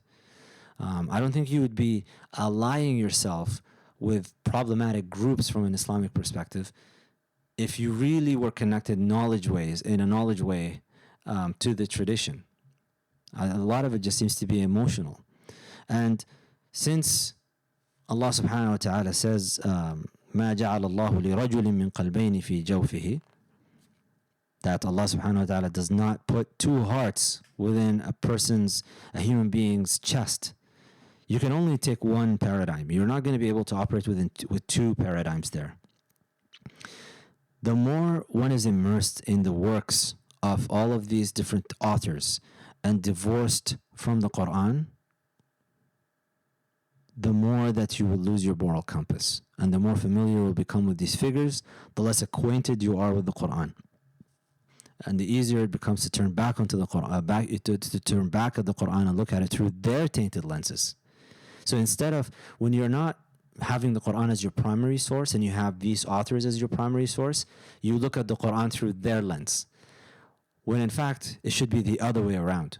You should be so connected to the Islamic tradition that when you study the works of Fanon and Judith Butler and all of these different authors, that you look at things from a Quranic lens, from a cosmic perspective that is related to revelation and the divine order of things. That's why, I mean, it's interesting, you know, there are some figures out there that get a little bit controversial and maybe confrontational with some of the attacks against these authors and activists who cite them. But in reality, just reflect on, why do you have a recoil reaction when you hear verses of the Quran that do not fit within this relativist, deconstructionist, postmodernist, whatever you want to call it, paradigm? And you find people just basically being angry at everything. A lot of these activists is just look online. They're angry at everything, angry at everyone. Everything is always, you're suspicious of everything. You're suspicious of everyone. You can only engage with the world through a discourse that reduces the being of everyone in the world into a victim of some sort of a power structure. In other words, people are not ibadullah anymore. When you look at it that way, people are just the slaves of power structures. And so you engage in the deconstruction and the activism of trying to figure out how to get rid of power structures. And if you're told verses of the Quran, وَكَذَلِكَ فَضَّلْنَا بَعْضَهُمْ عَلَى بَعْضٍ, that Allah subhanahu wa ta'ala has preferred some people over others, that Allah subhanahu wa ta'ala has placed some people over others, that a part of the creation is that there's going to be hierarchies, which is an unpopular thing. You know, a lot of the activists don't like hierarchies, and that's the whole thing, attacking against the patriarchy, whatever that really means. and however that is interpreted, that men and women are not, they're equal in the sight of God, but they're both differently equipped in creation to basically come together and make a whole. There are some things that men have that women don't, and some things that women have that men don't, and they both complement each other. That Allah subhanahu wa ta'ala created as zawjain. So when you read in the Quran that Allah subhanahu wa ta'ala created the pairs, all of a sudden you have a recoil reaction of people saying, no, there's gender fluidity now, there's sexual fluidity, there's fluidity of everything, fluidity of identity. Even if you don't want to be a human being anymore, you can claim whatever you want. And the more and more you immerse yourself in these things, you find yourself in a position where there's a verse that really personally scares me, to ever, I pray to never, and for you to never be in that position. It's in Surah Az-Zumar, where Allah subhanahu wa ta'ala says, وَإِذَا ذُكِرَ اللَّهُ وَحْدَهُ اشْمَأَزَّتْ قُلُوبُ الَّذِينَ لَا يُؤْمِنُونَ بِالْآخِرَةِ وَإِذَا ذُكِرَ الَّذِينَ مِن دُونِهِ إِذَا هُمْ يَسْتَبْشِرُونَ. When God alone is mentioned, the hearts of those who do not believe in the hereafter shrink, recoil, negative reflex reaction. And when those besides him are mentioned, Fanon, Judith Butler, Foucault, James Baldwin, whoever, they're joyful. This is when they perk their ears and they want to listen to you. This is when they think you're saying something interesting, because it's going against some status quo. It is challenging the order of things, because the way that you've been conditioned to believe through your education is that the order of things is actually has nothing to do with the divine. You got to remember, modern education system is divorced from religion, from belief, from revelation, from all of these things. And it is all a naturalist process. We are products of evolution, and everything we do is a product of evolutionary psychology and social structures. And basically your task as an activist seeking justice is to destroy all of these things. There's no such thing as gender. There's no such thing as male and a female. You can support all kinds of movements. There's no intrinsic, which is, if you think about it from a naturalist perspective, it's true. There is no intrinsic value to any of this stuff if they're just arbitrary constructions of society based on norms that people just came to decide based on who happened to be running the show. There is no God. And that's why Nietzsche says in The Gay Science, when he says God is dead, that famous passage of his, and we have to become gods ourselves. We're the ones who now have to determine these things. The responsibility of the Muslim on the Muslim shoulders is a weighty one. We are commissioned to with a task to deliver God's message and call to humanity. It is not a message for people of color. The way that Muslim activists now talk about Islam and their actions of activism, they've reduced Muslims to a group of people who happen to be people of color, generally speaking, rather than what makes a Muslim are a set of beliefs and principles and practices that define one as a Muslim. It is not your race. It is not your family background. It's not your ethnicity. None of that actually matters. It's beliefs things. But in the modern paradigm, Muslims are just another minority group, marginalized, just like other minority groups. And that's where that drive to associate and ally with other marginalized groups, regardless of whether what the other groups are considered legitimate or not, it doesn't matter.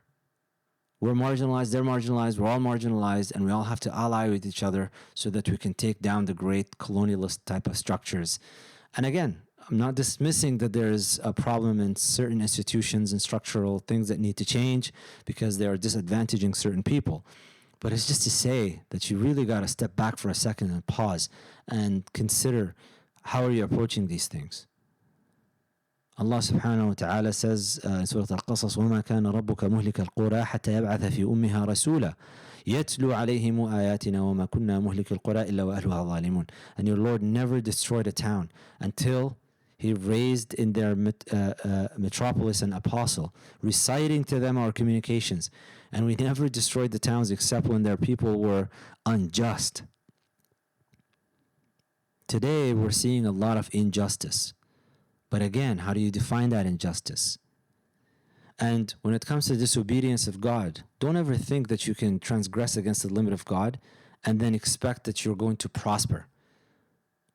Once you attain the curse of God for transgressing against His limits, you've now been excluded from the mercy of God. لعن الذين كفروا من بني إسرائيل على لسان داود وعيسى بن مريم ذلك بما عصوا وكانوا يعتدون. Those children of Israel who defied God were rejected through the words of David, were cursed through the words of David and Jesus Christ, the Son of Mary. Because they disobeyed, they persistently overstepped the limits. كانوا لا يتناهون عن منكر فعلوه لبئس ما كانوا يفعلون. They did not forbid each other from doing wrong. How vile their deeds were. ترى كثيرا منهم يتولون الذين كفروا لبئس ما قدمت لهم أنفسهم أن سخط الله عليهم وفي العذاب هم خالدون. You see them, many of them, allying themselves with disbelievers. How terrible is what their souls have stored up for them. God is angry with them and they will remain tormented. ولو كانوا يؤمنون بالله والنبي وما أنزل إليه ما اتخذوهم أولياء ولكن كثيرا منهم فاسقون. If they had actually believed in God, in the Prophet, and in what was sent down to them, they would never have allied themselves with disbelievers. But most of them are rebels. There is a set of verses in Surah Al-A'raf that is also relevant for us to reflect on. واسألهم عن القرية التي كانت حاضرة البحر إذ يعدون في السبت إذ تأتيهم حيتانهم يوم سبتهم شرعا ويوم لا يسبتون لا تأتيهم كذلك نبلوهم بما كانوا يفسقون. That prophet asked them about the town by the sea, how its people broke the Sabbath when their fish surfaced for them only on that day, never on weekdays. We tested them in this way because of their disobedience. وإذ قالت أمة منهم لم تعظون قوما الله مهلكهم أو معذبهم عذابا شديدا قالوا معذرة إلى ربكم ولعلهم يتقون. How when some of them asked their preachers, why do you bother preaching to people God will destroy or at least punish severely?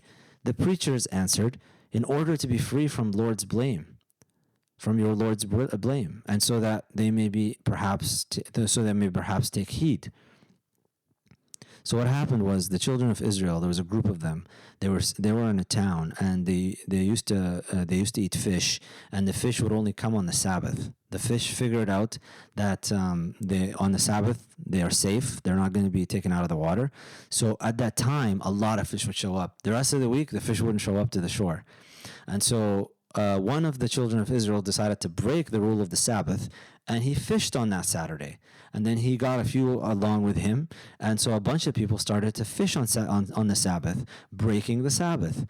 So a group of the same children of Israel tried to warn them and say, stop doing this. You're breaking the Sabbath. You're transgressing God's limit. A third group talked to the group that was prohibiting the transgressors. I said, why are you doing this? Why do you bother? Allah will destroy them anyways. And so they said, we're warning them, we're telling them, we're forbidding them, just so that we have an excuse with our Lord. Whether they accept our message or not is irrelevant to us. At least we're doing our role, we're doing our task, and we're telling them, what you're doing is wrong, and you should stop it. فلما نسوا ما ذكروا به أنجينا الذين ينهون عن السوء وأخذنا الذين ظلموا بعذاب بئس بما كانوا يفسقون.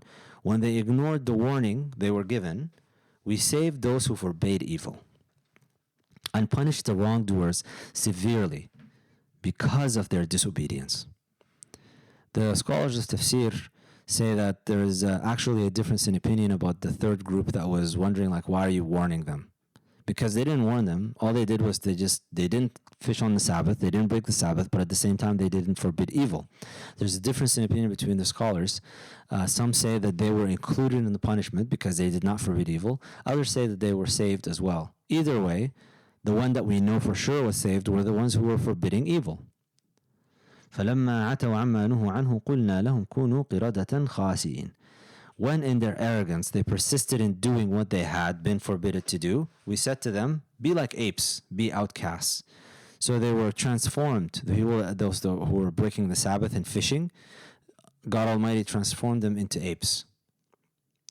فَلَمَّا وَإِذْ تَأَذَّنَ رَبُّكَ لَيَبْعَثَنَّ عَلَيْهِمْ إِلَى يَوْمِ الْقِيَامَةِ مَنْ يَسُومُهُمْ سُوءَ الْعَذَابِ إِنَّ رَبَّكَ لَسَرِيعُ الْعِقَابِ وَإِنَّهُ لَغَفُورٌ رَحِيمٌ. And then your Lord declared that until the day of resurrection, he would send people against them to inflict terrible suffering on them. Your Lord is swift in punishment, but he is the most forgiving and most merciful. This is a pattern that you see in the Quran, that there are certain patterns that God Almighty has instilled in the world. If you transgress the limits and you don't forbid evil and you don't command people to do good, this is going to be your end. So when you recite these verses from Surah Al-A'raf about the children of Israel and how they broke the Sabbath and the punishment that has befallen them, this is not a historical just about history. This is history to tell you this is what will happen with you. وقطعناهم في الأرض أمما منهم الصالحون ومنهم دون ذلك وبلوناهم بالحسنات والسيئات لعلهم يرجعون. We dispersed them over the earth in separate communities. Some are righteous, some less so. We tested them with blessings and misfortunes so that they may all return to righteousness. فخلف من بعدهم خلف ورثوا الكتاب يأخذون عرض هذا لدنا ويقولون سيغفر لنا وياتهم عرض مثله ياخذوه ألم يؤخذ عليهم ميثاق الكتاب ألا يقولوا على الله إلا الحق ودارسوا ما فيه والدار الآخرة خير للذين يتقون أفلا تعقلون.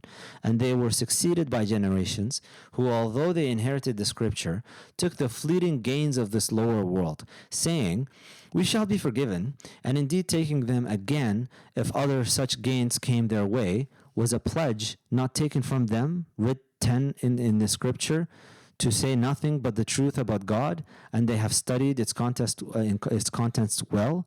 For those who are mindful of God, the hereafter is better. Why do you not use your reason? وَالَّذِينَ يُمَسِّكُونَ بِالْكِتَابِ وَأَقَامُوا الصَّلَاةَ إِنَّا لَا نُضِيعُ أَجْرَ الْمُصْلِحِينَ. But as for those who hold fast to the scripture and keep up the prayer, we do not deny righteous people their rewards. This thing about خَلَفَ مِن بَعْدِهِمْ, that generation succeeded them. We all have to remember something. You're not here just by yourself, and there is no future impact to your behavior. You got to realize that the reason you're Muslim today is because somewhere in the background of your ancestors, for those who are born Muslim into a Muslim family, one of your ancestors received the call and decided to convert and become a Muslim. And that's why you're Muslim today. And that ancestor is reaping the rewards of all of his progeny and her progeny that are Muslim, because they decided to accept that call. They converted at the time. Whatever action you engage in today, those things that you are calling for political expediency, let's ally with the LGBTQ community, let's justify these things, let's go campaign for same-sex marriage, let's do all of these and support all of these movements, despite the Quran being unequivocally against these things. You think this is not going to have an impact in the future? You first divide between the religion and your political practice today. Tomorrow, your children will continue on the political practice and they will forget the religion, because people will always become what they do. People are what they do, not what they say. And all of this, why are we engaging in all of this? Despite all of the warnings in the Quran, everything that we just talked about so far in this podcast, what would compel activists to go against all of them and proceed and ally with movements that up until 20 years ago, Muslims would have never imagined that this would happen? It's fear. It's this business of Islamophobia, which again, like anything, there is some validity to it. But I have to ask, has it gone too far? Have we taken on such a victim mentality that we are now jeopardizing our beliefs out of fear? Allah subhanahu wa ta'ala tells us in Surah Al Imran, لَتُبْلَوُنَّ فِي أَمْوَالِكُمْ وَأَنفُسِكُمْ وَلَتَسْمَعُنَّ مِنَ الَّذِينَ أُوتُوا الْكِتَابَ مِنْ قَبْلِكُمْ وَمِنَ الَّذِينَ أَشْرَكُوا أَذًى كَثِيرًا وَإِن تَصْبِرُوا وَتَتَّقُوا فَإِنَّ ذَلِكَ مِنْ عَزْمِ الْأُمُورِ. You shall certainly be tried, respecting your wealth and your souls, and you shall certainly hear from those who have been given the book before you, and from those who are polytheists, much annoying talk, much harmful talk. In modern vernacular, you will experience Islamophobia. And if you are patient and guard against evil, surely this is one of the affairs which should be determined upon. The short-term benefits that you might get from your political alliances, they're going to be meaningless when it really matters. You know, they say that أخسر الناس من باع آخرته لدنياه وأخسر من ذلك من باع آخرته لدنيا غيره. So the greatest of losers is the one who sells their hereafter, their akhirah, for their dunya. So they sell the hereafter so that they can benefit in this world. But even a bigger loser than that is one who sells their hereafter, their akhirah, for the benefit of somebody else, is dunya. So you justify, you make it right for somebody to engage in, and you don't tell them at all, and you support them in their movements for, let's say, same-sex marriage and all of these things, and you make it okay and you celebrate it. This is for a worldly kind of benefit so that you can get something out of it and they get something out of it, and now you've sold your own soul. You've sold your akhirah for this benefit. And then what's going to happen on the day of judgment? What's going to happen when people are in the fire? Allah tells you what's going to happen. The thing about the Quran is that it tells you the whole thing. It's all laid out for you. Our problem as Muslims is that we just come Ramadan, we just blow the dust off of the Quran, open it up, go through, try to do a khatam or two or something like that, go to Taraweeh, listen to the Quran being recited, but we don't really reflect and understand, and we don't have a continuous relationship on a daily basis with the Quran. If you're not reciting the Quran on a daily basis, you're opening your heart for trouble. وإذا قرأت القرآن جعلنا بينك وبين الذين لا يؤمنون بالآخرة حجابا مستورا. When you recite the Quran, we will place between you and and those who do not believe in the hereafter a veil. حجابا مستورا. They'll place a veil for you. In other words, you'll protect your heart when you recite the Quran on a daily basis from having doubts seep into it, from having the words of other people impact you in a way that will drive you to transgress the limits of God. But let's say that you go along, you make your allies. We're the marginalized community, we're the weak ones. Let's ally with those who are more powerful. The LGBTQ community have a lot of influence now, and so let's just go along with them.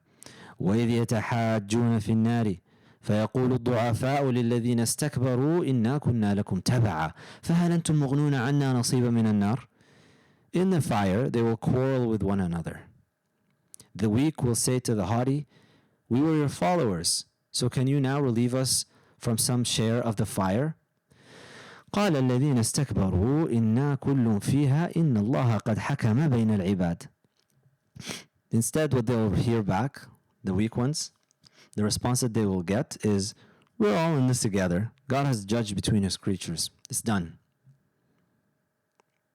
In Surah Al-Ankabut, وقال إنما اتخذتم من دون الله أوثانا مودة بينكم في الحياة الدنيا ثم يوم القيامة يكفر بعضكم ببعض ويلعن بعضكم بعضا ومأواكم النار وما لكم من ناصرين. And he said, you have only taken for yourselves idols beside God by way of friendship between you and this world's life. You allied with each other. Then on the resurrection day, some of you shall deny others, and some of you shall curse others, and your abode is the fire, and you shall not have any helpers. That is, this should raise your eyebrows, make your eyes pop out, as you ally with certain groups that are clearly not permissible in terms of their behavior, and you support it and promote it and engage in campaigns about it. I mean, the question that I ask myself, especially with those verses that I mentioned from Surah An-Nisa, talking about the earlier verses where Allah subhanahu wa ta'ala talks about those who divide between God and his religion, those who are taking the disbelievers as supporters, those who are Allah subhanahu wa ta'ala says establish justice, and if you neglect justice and distort it, and you just follow your own desire. All these verses that I mentioned earlier from Surah An-Nisa. I asked myself the question, it's interesting that they come in a chapter related, named women. And that got me to go into another direction. Why? Why women?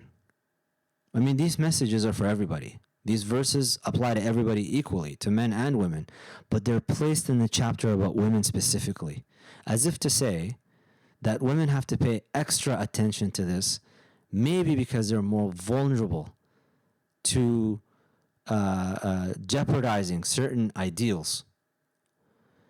And so you look at something that should not really be controversial. Look at the big 5 personality traits. What are the general, if you look at it, a general population, there are general differences between men and women from in terms of personal temperaments. You see certain traits in the big 5.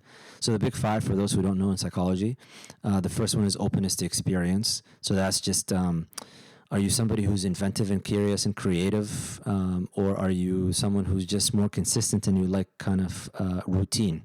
That's openness to experience. The second one is conscientiousness, which is, are you an easygoing, careless kind of a person who doesn't really care? It's fine, let it go. Or are you more efficient, organized? You're a calendar type of person. You like timetables. You like everything organized.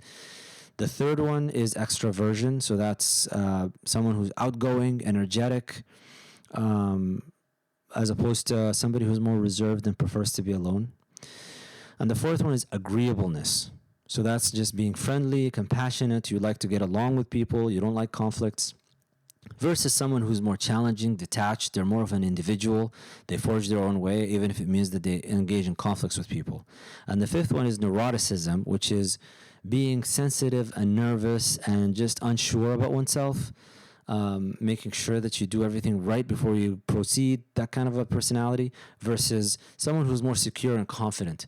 And they're less neuroticism. It's not a negative thing. It's just a temperament. It's a trait.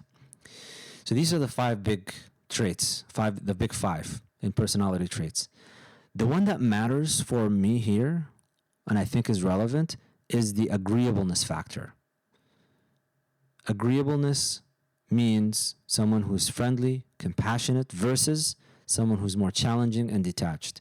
We're talking about somebody who wants to create consensus in a group, wants to get along with everybody, wants to be as inclusive as possible, versus someone who this is not really that important to them. And they're willing to go against everybody and separate everyone, and it doesn't matter. That's agreeableness. In general population studies, so you can find exceptions to this, but just generally speaking, women have been shown to score higher on the agreeableness factor than men. So in other words, women are generally more prone to compassion and cooperation. And they're more likely to want to form cohesive groups and will seek to get along. From an evolutionary perspective, this actually makes sense. They're the ones who have to nurse the young, take care of the infants when they're born for the first few years, take care of the family. It makes sense. And you have to spend a long time doing that, and so you seek to create. You can't have a life of constant conflict. You'll jeopardize your young in that way. So it makes sense. From an Islamic perspective, it also makes sense. Compassion, rahmah, they have the womb, the rahim. Shaqaqtu rahim min ismi ar-Rahman. I've derived the womb from my name, the Merciful. So it makes sense, Islamically as well, that women generally would have more compassion. It's, again, the young and the nurturing factor and all of these things. It makes sense. The problem with this is that it can go to an extreme, and an extreme that is unhealthy. You can be so compassionate that it leads to harm. Let's say that you have a child and there's a medical procedure, and this medical procedure is necessary, but it is painful at the same time. If you do not temper your compassion with a sense of justice for the child, that you want them to get better, and the just thing to do and wisdom and the wise thing to do right now is to go through this difficult, harmful, or painful procedure for a benefit afterwards, and you get too taken in by your compassion, you might leave the child in a state of debilitation just so that they don't go through the pain. So it has to be tempered. And that's why you need in society this equal participation between men and women, because men are lacking in certain aspects that need to be tempered, that need to be complemented by women, and they go to extremes in certain aspects of their personality that women can temper. And the opposite is true. Women are lacking in certain things that men can complement, and they can go to extremes in other aspects of life where men can temper that drive. So it seems that these verses come in Surah An-Nisa, reminding women about justice because their compassion can overtake them and they can ally themselves. And that's why I think, and I haven't done studies on this or anything like that, but this is a hunch of mine. I think that Muslim activists who are women, by and large, overwhelmingly are represented in the alliances with LGBTQ groups, and by and large overrepresented in campaigns for same-sex marriage, is because their compassion and their mercy has taken over, and their sense of justice has not tempered it, and they have not been basically checked by the Quran. And the more that you are not connected with the Quran, the more that you do not use the Quran as your compass, the Sunnah as your compass, that you go back and just make sure that whatever you decide, that you go back to these sources, you're going to be taken in by this beautiful aspect of your personality that ends up in a debilitation in the long term. There's a passage from Islam and the Destiny of Man. It's one of my favorite books, Charles Guy Eaton. I highly recommend people read it if you haven't. This passage comes at the bottom of page 163. And I read it at another podcast with the Mad Mamluks, and I'll read it again here for those of you who haven't heard it. Islam is the religion of mercy, but it is also, and above all, the religion of truth. And truth is pitiless, in that it cannot be other than it is. There is no way in which black can become white so as to appease the grief of a human soul. Not even God, for all his omnipotence, can choose to make error into truth.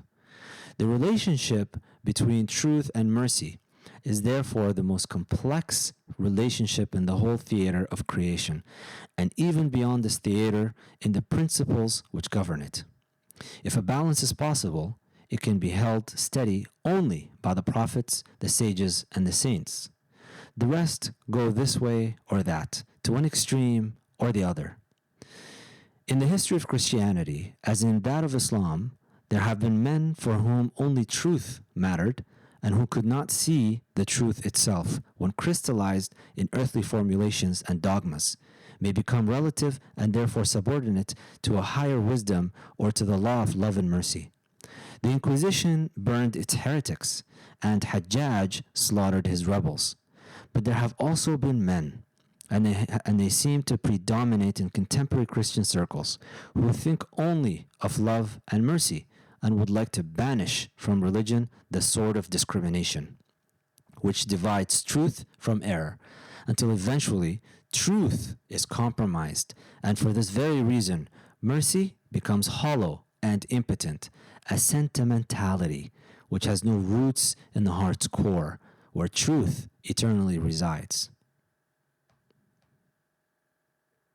I mean, it's really something when you look at all of these things and you reflect on them and really take that in. You should be troubled by what's happening today, especially for the Muslim sisters out there who are engaged in activism, who have been taken in by this. The question you should ask is not, you should actually be asking a question. Am I taking my assumptions for granted? And ask yourself, where are these assumptions coming from? If 20 years ago, the attitudes towards same-sex marriage, homosexual practice, behavior, we're talking here, was not accepted. And now it has switched. Gallup polls show almost like a reversal in the acceptance of these things. And Muslims are also accepting. I mean, the point about Muslims now becoming divorced from the beliefs of the tradition, and in fact even becoming confused and having doubts about it, that's actually taking place. The question we should ask is, well, how did that happen? Because this was not a result of a rational argumentation or a progress of morality, as some might like to put it. This is the way that it's being presented. That was not the case. It wasn't self-reflection. People didn't sit back and assess and think about what is right or wrong and write treatises about it, write papers about it, have town hall meetings, discussed it rationally, and then came to the conclusion that, hey, you know what, we need to change our attitude about this and need to embrace homosexual activity, sexual activity, and we need to embrace and accept same-sex marriage. That wasn't the case. What happened was, as surveys actually show, it was TV shows in Hollywood that changed America's attitudes to on same-sex marriage. Vice President Joe Biden, he said in an interview that he thinks it was Will and Grace that had the most influence. And he really might not be that far off. There was a CNN article that stated, supporters and opponents of same-sex marriage agree entertainment and Hollywood have been incredibly influential in the acceptance of gays and lesbians. It was through the medium of television that millions of Americans first had gays and lesbians in their living rooms.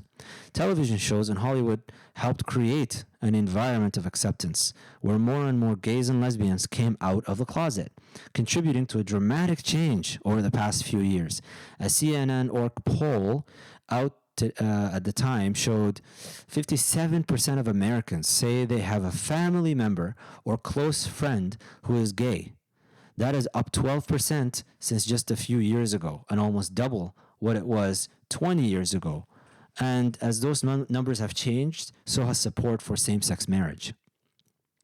There's an interesting stat that I came across the other day. When you ask people about their perception of what is the percentage of people who are identify themselves as LGBTQ in society, in the population, the estimates were over 10%. But when you actually look at the actual rates of self-reported anonymous surveys, they're more around that 3% range. So there is an inflated perception of the prevalence of homosexuality in society. And that is actually based on television, programming, social media, all of these things that give the impression that this thing is so prevalent in society that it has to drive some sort of change in our fundamental moral ideas. These realities, which not only seek to push forward the acceptance of homosexual activity and same-sex marriage using positive anecdotal real-life accounts and success stories and TV shows like Will and Grace, make it impossible for most people to see and hear about opposing stories. It's not all sunshine and rainbows. There's a gentleman, Robert Oscar Lopez. This gentleman identifies as bisexual, and he was raised by a lesbian couple. And he wrote an article where he responded to some of the oral arguments that were articulated during the U.S. Supreme Court Proposition 8 case. And I'll just read you a small paragraph from it. He says, quote, "The richest and most successful same-sex couple still cannot provide a child, something that the poorest and more struggling spouses can provide, a mom and a dad. Having spent 40 years immersed in the gay community, I have seen how that reality triggers anger and vicious recrimination from same-sex couples who are often tempted to badmouth so-called dysfunctional or trashy straight couples in order to say, we deserve to have kids more than they do. But I'm here to say no. Having a mom and a dad is a precious value in its own right and not something that can be overridden. Even if a gay couple has lots of money, can send a kid to the best of schools, and raises the kid to be an Eagle Scout, it's disturbingly classist and elitist for gay men to think they can love their children unreservedly after treating their surrogate mother like an incubator, or for lesbians to think that they can love their children unconditionally after treating their sperm donor father like a tube of toothpaste.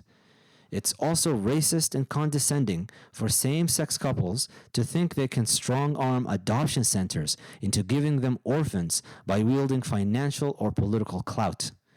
An orphan in Asia or in an American inner city has been entrusted to adoption authorities to make the best decision for the child's life, not to meet a market demand for same-sex couples wanting children. Whatever trauma caused them to be orphans should not be compounded with the stress of being adopted into a same-sex partnership. End quote. It's one of those things that when you come across it, it's off-putting. If you've been used to a positive narrative and you've been participating in all of these campaigns in the name of justice.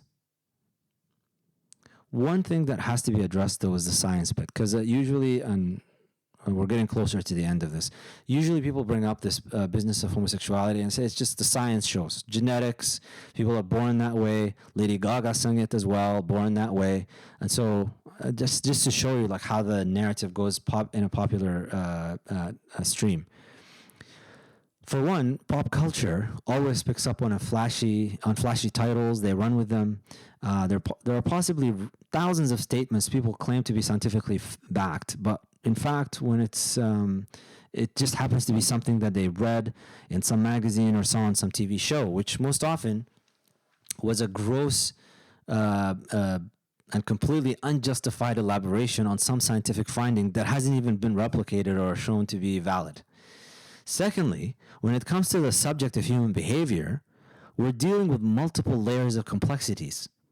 What we do know for sure is that what can make each one of us who we are is not completely a result of genetic programming, and also not completely a result of where we grew up and how we were treated. So it's not all nature or all nurture. It's a combination of the two, and depending on the specific question being asked, the degree of influence coming from nature or nurture can change. Finally, by explaining the genetic and neurobiological factors at play in a particular individual or a population, the most one can assert is correlation that can be strong or weak. Causation requires a different approach in science that for ethical reasons will never happen. It basically involves experimenting on humans, if you're wondering. You basically have to take a fetus and then manipulate genes for the fetus and then study what happens after and then do it again with another fetus and study what happens after. So you can't do that with human beings. If you're gay, the question then poses itself. Are you born that way? Maybe is the most rational answer. Given that just like everyone else, you can't remember in the first 3 or 4 years of your life, no one can say for sure whether you even recognized whether you were male or female. At that age, you couldn't talk and let people know what you viewed yourself as. Also, not much could have been deduced from your behavior because most of the time, you were lying on your back and barely sitting, trying to hold your too big head for your body up and not let it tip you over. But what we do know is that we all have what are called critical periods. A critical period is a window of time after birth. It's a very restricted period of development in which the nervous system is particularly sensitive to experience. And this window of time depends on the developmental aspect, and having the appropriate stimuli is crucial for proper development. It's not for nothing that the Prophet ﷺ ordered boys to be separated by the time they're 10 years old if they grew up sharing the same bed. FYI for those of you who didn't know. فَرِّقُوا بَيْنَهُمْ فِي الْمَضَاجِعِ. He ﷺ commanded that if you have two boys that have been sharing beds when they were young, once they reach to 10 years of age, they need to be separated. Because now you're talking about people beginning, children as they reach these ages and they're getting closer to puberty, they begin to experiment, they begin to explore. And so let's remove the means for impermissible behavior to take place. Having said a maybe, though, as an answer for being born with a particular sexual orientation, a very carefully qualified likely should be said, though. There are multiple correlative studies of humans in addition to genetic manipulations done on experimental models that strongly suggest a biological basis for where these feelings come from. A certain segment of the population actually feels attraction to same-sex members, and this is not something they choose. So to be fair, this rhetoric should actually stop. No one chooses how they feel, the emotions, or even much of the internal dialogue that arise without their conscious control. Each one of us is subject to the 4 types of unconscious thoughts, which are organized according to the source of outcome. You have khawatir al-Rahman, inspirations from the merciful. You have khawatir al-Malaika, you have inspirations from angels. You have khawatir al-Nafs, inspirations from the self. And you have khawatir al-Shaitan, these are inspirations from the devil. And the inability to recognize each one from another, combined with conflicting emotions about it, in addition to social stigmatization, is really a toxic mix for everyone. No one chooses to be bullied in school and harassed at work. It seems that one of the reasons for what got this movement going is the ignorance of the general Muslim community regarding the underlying realities behind these emotions and how to handle them. You can't say that someone is being unnatural when they tell you that I feel something. This is how I feel. This is what I'm attracted to. It's not unnatural. You got to remember, don't mix up the behavior with the feeling. We don't actually have a ruling on the feeling. We don't determine what the feeling is. The feeling is the feeling. And we know now that a lot of this actually goes on a spectrum. We're dealing with an inclination, not a categorical, discrete entity. There's a campaign for marriage equality done by Untitled Chapter, the woman leading the campaign of 50 Shades of Gay. And she made a survey asking the participants where they viewed themselves on the sexual orientation scale. And she has a very interesting speech. I'd recommend you guys listen to it if you can find, if you go to YouTube. Just put in 50 Shades of Gay. Before answering the question, most of these individuals had defined themselves as gay based on the gay-straight binary. So here's a survey, but before we give you the survey, how do you define yourself? I'm gay, I'm straight. That's it. All right, here's the survey. When they were presented with a continuum between the two, where it was not a discrete choice, one or the other, it's not a binary choice, all of a sudden, most of the people of 1,000 participants who had originally identified themselves as strictly gay turned out to actually not be so strictly gay after all. And they reported stronger attraction for the same sex than for the opposite sex. In fact, even the woman leading the campaign said for her, this is Untitled right, she said for her, it's about the person more so than about them being a man or a woman. Now that should make you pause for a second and consider that for a minute. So you're telling me that you're not absolutely gay? It's just a matter of the person and you have sexual attractions. It's just more often than not you're more attracted to men than you are to women if you're a guy, and that's what makes you gay. But if I give you a spectrum, you're telling me that there are women out there, you just need the right woman, that you can be attracted to sexually. That's really what these findings are telling you.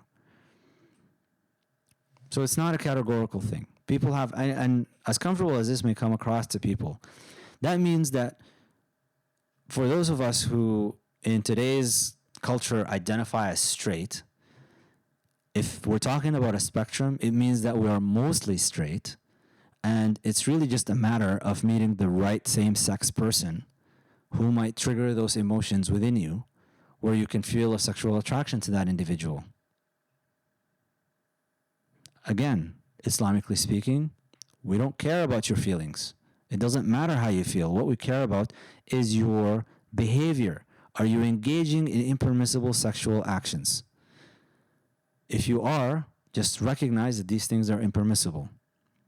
There's much more to say about the science. I just wanted to point that out as a side note, and because that misses the greater point at hand, which is the question of legitimacy of behavior based on the inclination and the justification of it using Islam. If we go to the question of whether one can be a gay Muslim, because this is a question that gets asked, can one be gay and Muslim at the same time? It depends on what the questioner is seeking to know. Can one be inclined to be attracted to members of the same sex and still be Muslim? Yes, one can be so. Can one engage in homosexual relations and still be Muslim? Of course, you can still do that and be Muslim. Just like engaging in any other impermissible action, being a Muslim is not dependent upon you not doing these actions. Being a Muslim is dependent upon declarations and beliefs that you hold. But can one act upon their homosexual urges and figure a way to make them permissible in Islam? The answer here is a non-negotiable, unequivocal no. As assertive as it can be said. And to see why that is the case, we have to go to the Quran again and look at the story of Lut alayhi salam and his people and how that unfolded. Before I get into that, that's actually the final section of this episode. It's going to be just talking about the people of Lut alayhi salam. Just one note about it. Don't treat the Quran the same way that Christians who are looking to justify homosexuality are approaching the Bible. The Bible is a text that was written by men many years after the departure of Jesus Christ, peace be upon him, and by authors who we don't know who they are, in a language that is largely extinct. Many words we don't even know what they mean. People are taking guesses at them. A lot of issues with textual criticism is a very rich field of study in biblical studies. And so it leaves this room for people to just come up with whatever they want. And that's why you see so many different Christian denominations nowadays all of a sudden donning the rainbow flag outside of the church. That's not out of nothing. There's a reason why that's coming at to a greater and greater degree. The Quran is not the same thing. The Quran, we know exactly what the Quran says as it was revealed to the Prophet sallallahu alaihi wasallam. Inna nahnu nazzalna dhikra wa inna lahu lahafidhun. Surely we have revealed or descended this reminder, and we will preserve it. It is in the Arabic language, which is preserved. All of the rules of Arabic are known. All of the vocab is known. There's really nothing that you can say about the Quran where you go, with regards to these rulings here that we're talking about, where you can say, maybe there's a difference, I don't know, does this actually mean what it says? We know exactly what it says. We know exactly what it means, and that's why I'm going to go through it now. And the reason for that is because, unfortunately, there's an increasing number of Muslims, and now as I go to different venues where I give speeches, I teach classes, I'm noticing that this question, even if it has nothing to do with the class, it's starting to come up now. Muslims are asking, and these are adherent, traditional type Muslims who are not into activism or anything, but they've now become confused. They now have doubts. They're not sure. How do we go about this? What's the actual ruling in Islam? The people of Lut alayhi salam, Sodom and Gomorrah, his people, they were mentioned 11 times in the Quran.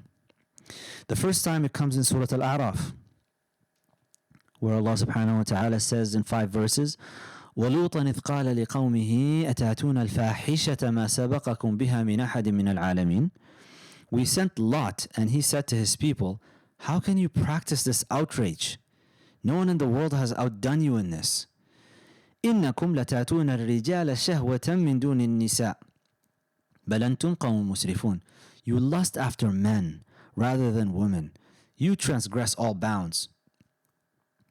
So this is in response to, I know that some of you might have heard that the people of Lut were not good hosts. They were brigands. They were thieves. They were doing some other thing. This is actually speaking directly about what is the issue here. The issue, in the first time they're mentioned in the Quran, is that they are sexually going after men. وما كان جواب قومه إلا أن قالوا أخرجوهم من قريتكم إنهم أناس يتطهرون. So in response to that, his people gave was to one another, drive them out of your town. These men want to keep themselves chaste, pure. فأنجيناه وأهله إلا امرأته كانت من الغابرين. We saved him and his kinfolk apart from his wife. She stayed behind. Keep the wife in mind at the forefront of your mind. Keep the wife in mind right now, because there's a very important point about the wife that I will bring up. وَأَمْطَرْنَا عَلَيْهِمْ مَطَرًا فَانْظُرْ كَيْفَ كَانَ عَاقِبَةُ الْمُجْرِمِينَ. And we showered upon them, upon the rest of them, with a rain of destruction. So see the fate of the evildoers. So that's the first time the people of Lut are mentioned. Lut alayhi salam talking to them and saying, what are you doing? Why are you engaging in sexual practice, in same-sex activity? Anal intercourse specifically is what they're doing. Surah Hud is the next mention.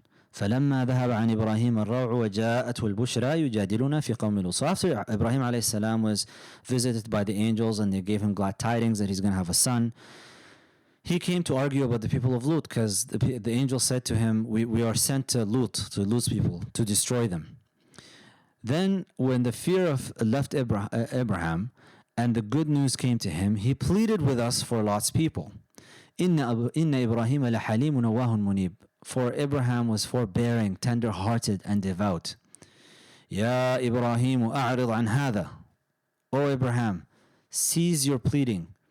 إنه قد جاء أمر ربك وإنهم آتيهم عذاب غير مردود. What your Lord has ordained has come about. Punishment is coming to them, which cannot be turned back.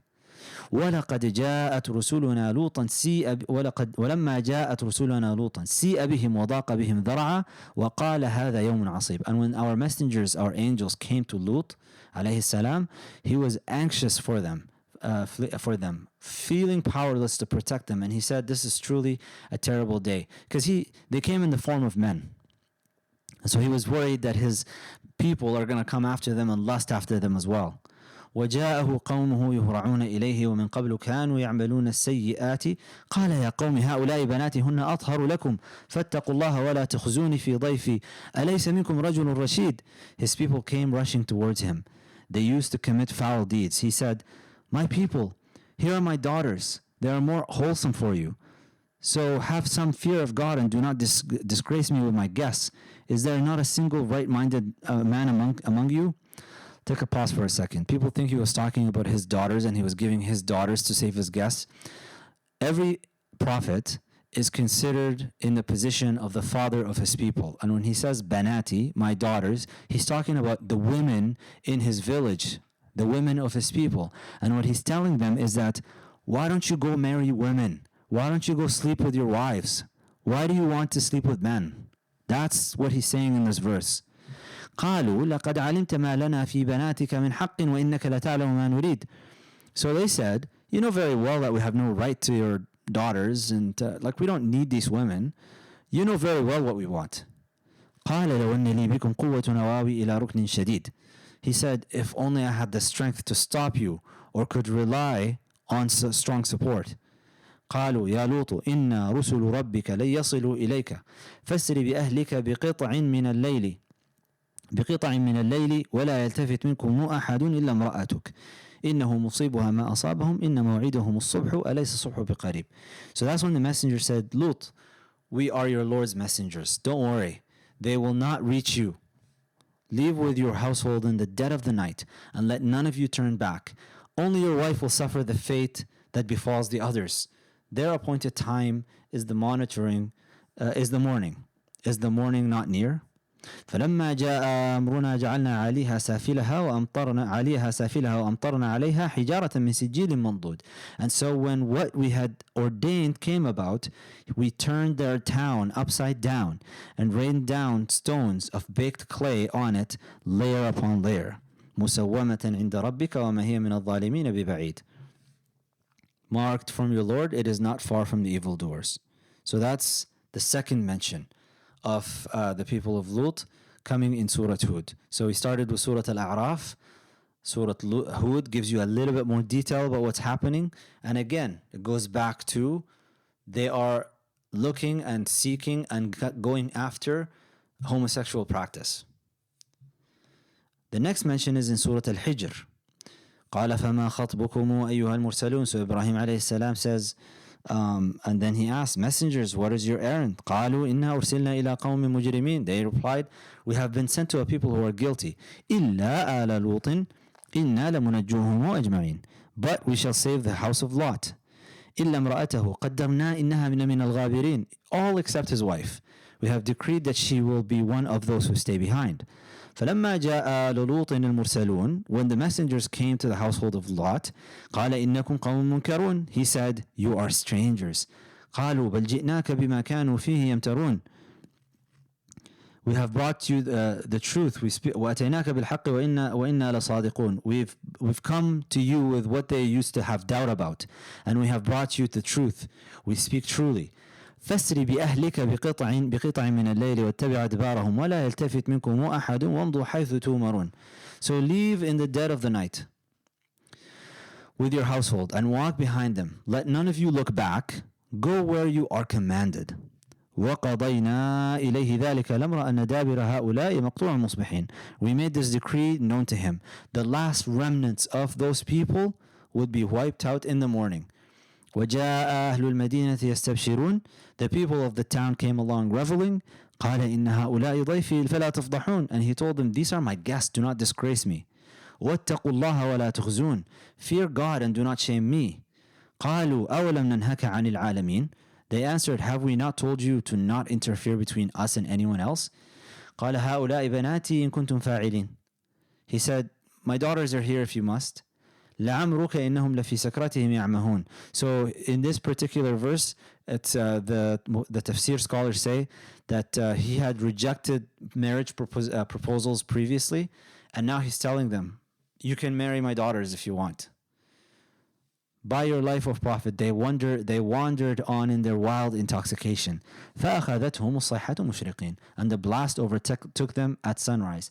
فَجَعَلْنَا عَلِيهَا سَافِلَهَا وَأَمْطَرْنَا عَلَيْهِمْ حِجَارَةً مِّن سِجِّيلٍ. We turned their city upside down and ruined on them a shower of clay stones. إِنَّ فِي ذَلِكَ لَآيَاتٍ لِلْمُتَوَسِّمِينَ. There truly is a sign in this for those who learn. وَإِنَّهَا لَبِسَبِيلٍ مُقِيمٍ. It is still there on the highway. إِنَّ فِي ذَلِكَ لَآيَةً لِلْمُؤْمِنِينَ. There truly is a sign in this for those who believe. So now we've finished Surah Al-Hijr. So that's the third mention. Again, you're getting more detail about it as you go. Surah Al-Anbiya, very little mention.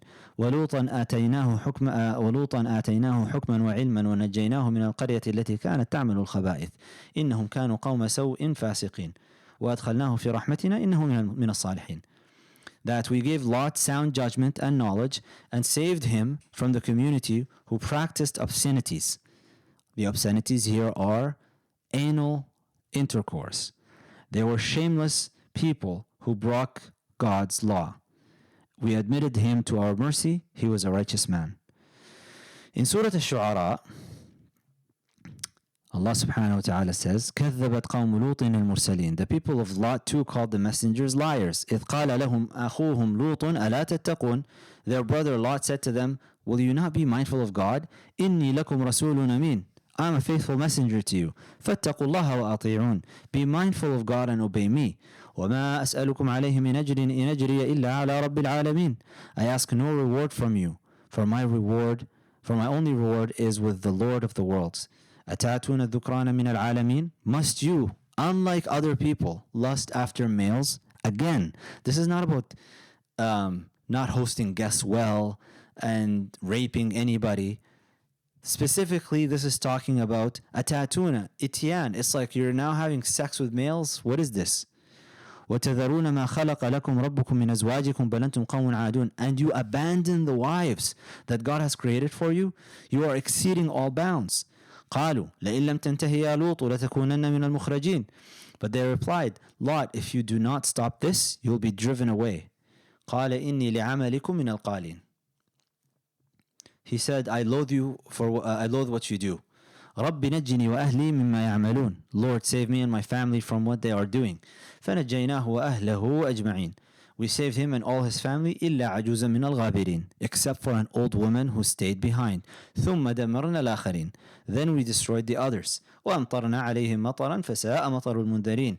And poured a rain of destruction down upon them. How dreadful that rain was for those who had been forewarned. إن في ذلك لآية وما كان أكثرهم مؤمنين وإن ربك لهو العزيز الرحيم. There truly is a sign in this, though most of them will not believe. Your Lord alone is the Almighty, the Merciful. Next is Surah Al-Naml. وَلُوطًا إِذْ قَالَ لِقَوْمِهِ أَتَأْتُونَ الْفَاحِشَةَ وَأَنْتُمْ تُبْصِرُونَ. We also sent Lot to his people. He said to them, how can you commit this outrage with your eyes wide open? أَإِنَّكُمْ لَتَأْتُونَ الرِّجَالَ شَهْوَةً مِّن دُونِ النِّسَاءِ بَلْ أَنْتُمْ قَوْمٌ تَجْهَلُونَ. How can you lust after men instead of women? What fools are you?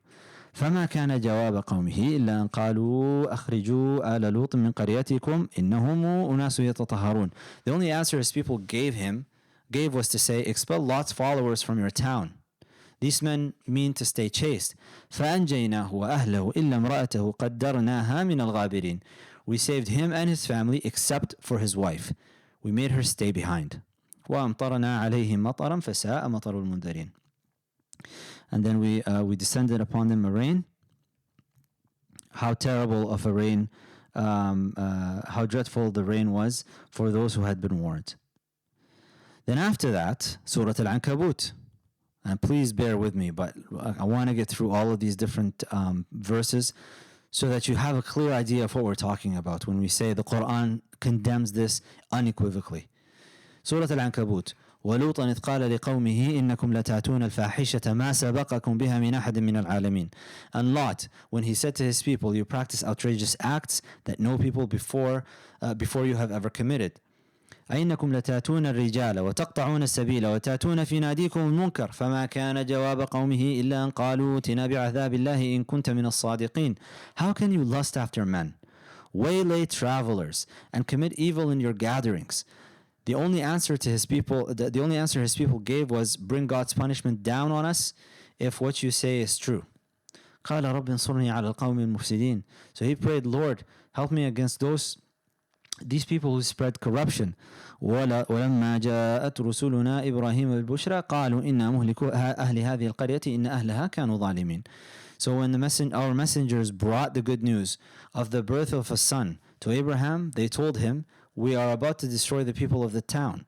They are wrongdoers. قال إن فيها لوطا. Abraham said, but Lot lives there. قالوا نحن أعلم بمن فيها لننجينه وأهله إلا امرأته كانت من الغابرين. They said, we know who lives there better than you do. We shall save him and his household except for his wife. She shall be one of those who stay behind. ولما أن جاءت رسلنا لوطا سيء بهم وضاق بهم ذرعا وقالوا لا تخف ولا تحزن إنا منجوك وأهلك إلا امرأتك كانت من الغابرين. When our messengers came to Lot, he was troubled and distressed on their account. They said, have no fear or grief. We shall certainly save you and your household, except for your wife. She will be one of those who stay behind. إنا منزلون على أهل هذه القرية رجزا من السماء بما كانوا يفسقون ولقد تركنا منها آية بينة لقوم يعقلون.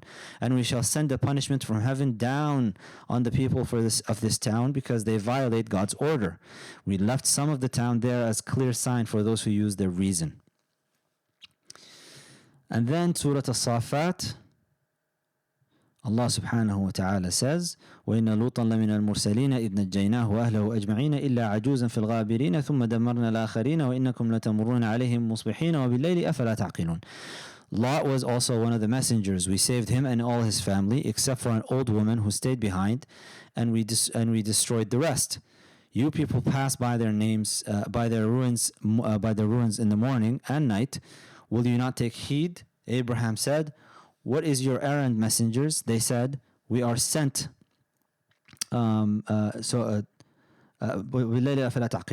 that's by night did you not take heed. So that's in Surah Al-Safat. In Surah Al-Dhariyat, next one, Allah subhanahu wa ta'ala says, قَالَ فَمَا خَطْبُكُمْ أَيُّهَا الْمُرْسَلُونَ. Abraham said, what is your errand, messengers? قَالُوا إِنَّا أُرْسِلْنَا إِلَىٰ قَوْمٍ مُجْرِمِينَ. They said, we are sent to a people lost in sin. لِنُرْسِلَ عَلَيْهِمْ حِجَارَةً مِّن طِينٍ مُسَوَّمَةً عِنْدَ رَبِّكَ لِلْمُسْرِفِينَ. So that we bring down upon them rocks of clay, marked by your Lord for those who exceeded all bounds. فأخرجنا من كان فيها من المؤمنين فما وجدنا فيها غير بيت من المسلمين. And we brought out such believers as they were. We found only one household devoted to God. وتركنا فيها آية للذين يخافون العذاب الأليم. And we left the town to be a sign for those who fear the painful punishment. And then second to last one is in Surah Al-Qamar. كذبت قوم لوط بالنذر. The people of Lot rejected the warnings. إِنَّا أَرْسَلْنَا عَلَيْهِمْ حَاصِبًا إِلَّا آلَ لُوطٍ نَجَّيْنَاهُمْ بِسَحَرٍ. We released a stone-bearing wind against them, all except the family of Lot. We saved them before dawn. نِعْمَةً مِّنْ عِنْدِنَا كَذَلِكَ نَجْزِي مَنْ شَكَرَ. As a favor from us, This is how we reward the thankful. وَلَقَدْ أَنذَرَهُمْ بَطَشَتَنَا فَتَمَارَوْا بِالنُّذُرِ. He warned them of our onslaught, but they dismissed the warning. وَلَقَدْ رَاوَدُوهُ عَنْ ضَيْفِهِ فَطَمَسْنَا أَعْيُنَهُمْ فَذُوقُوا عَذَابِي وَنُذُرِ. They even demanded his guest from him, so we sealed their eyes. Taste my terrible punishment and the fulfillment of my warnings. وَلَقَدْ صَبَّحَهُمْ بُكْرَةً عَذَابٌ مُسْتَقِرٌ.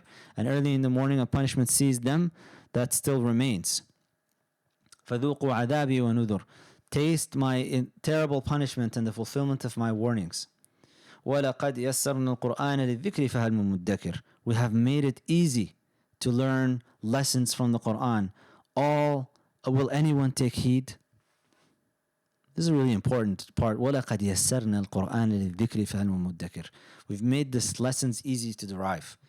It's just upon us to actually just sit back for a second and look at these things. And finally, in Surah At-Tahrim, Allah subhanahu wa ta'ala says, ضرب الله مثلا للذين كفروا امرأة نوح وامرأة لوط.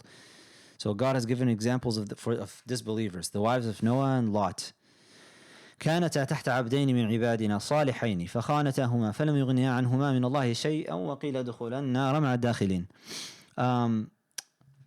The wives of Noah and Lot who married two of our righteous servants but betrayed them.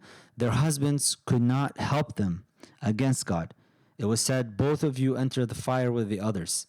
Given all of this, how can Muslims doubt and become confused about something considered known from religion by necessity?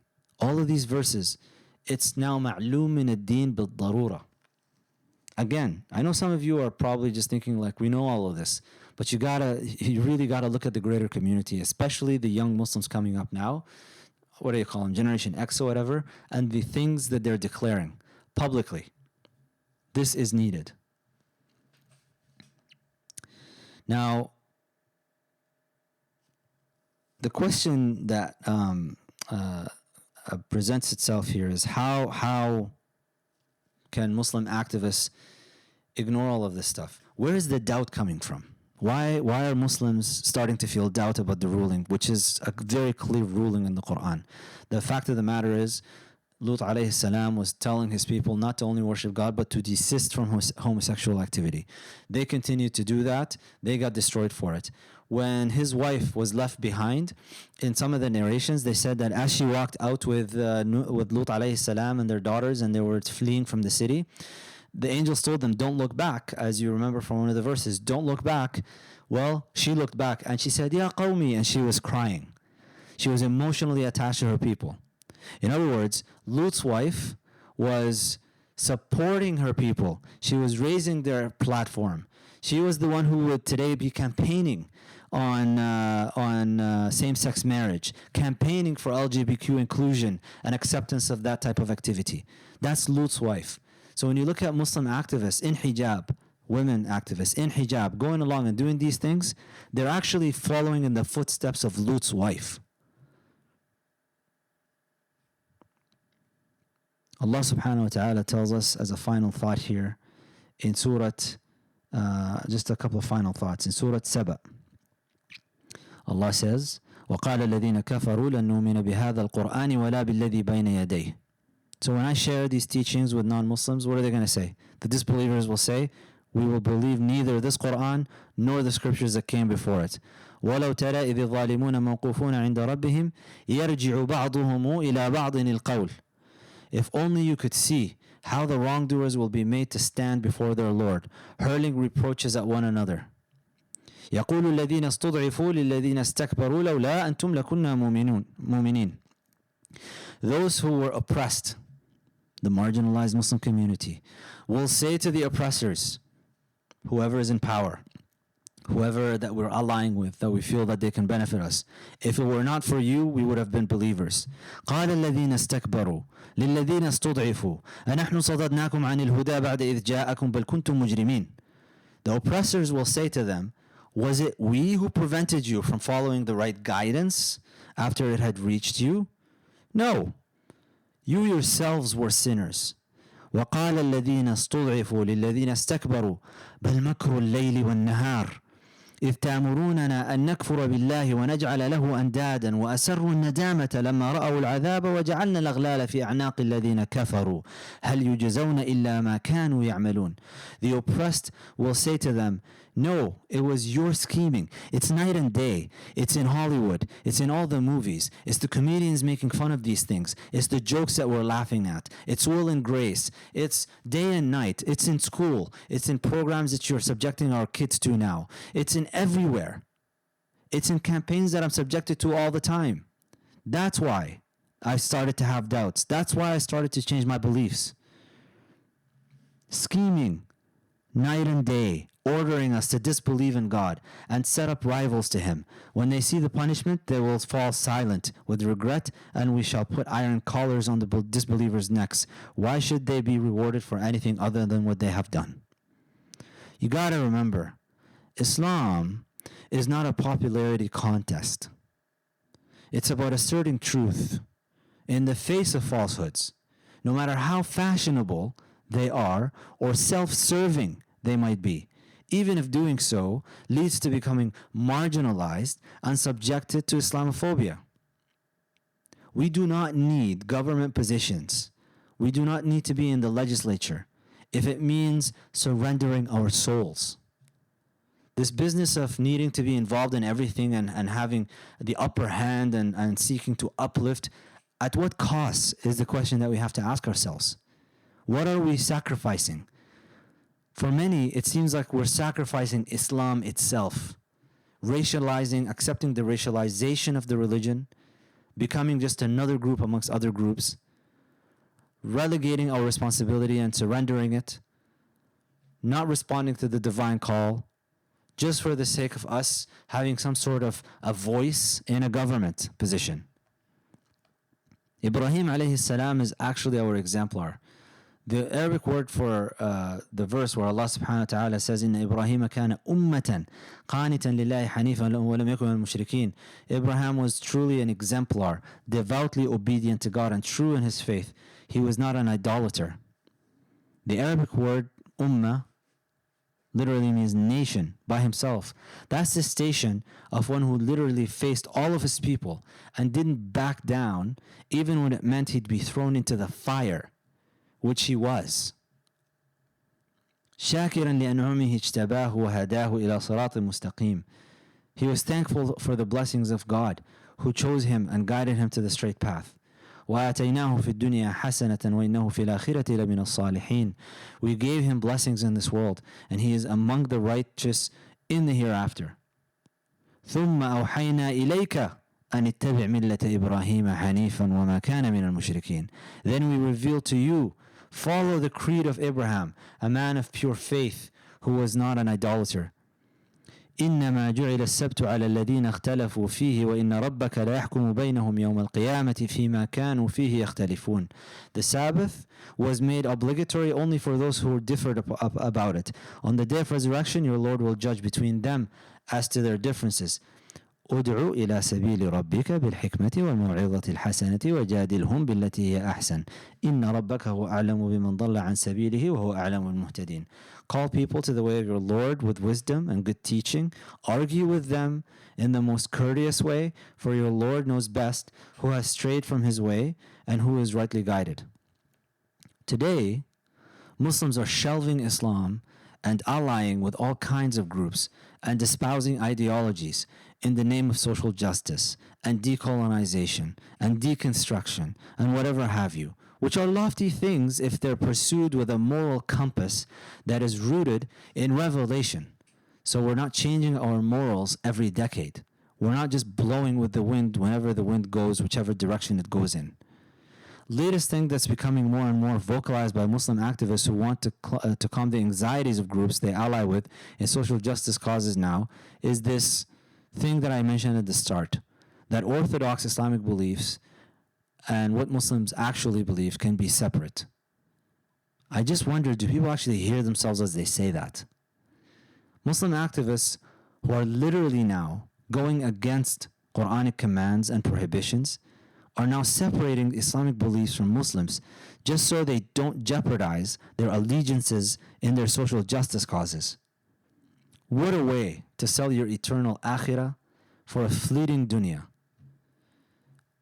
Just a brotherly advice to the Muslim activists, especially to the sisters out there who are engaged in allegiances with LGBTQ, same-sex marriage campaigns, and all of this stuff.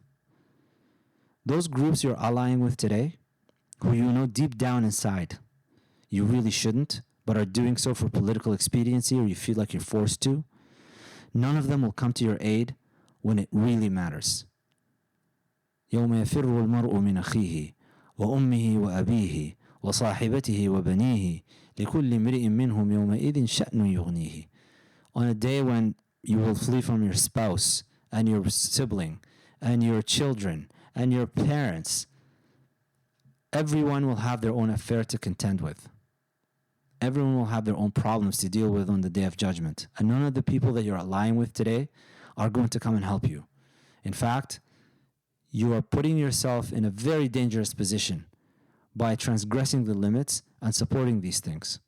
So, in closing, ittaqullah, have fear of Allah. Ittaqullah, have fear of Allah. Allahumma qad ballagt, Allahumma fashhad.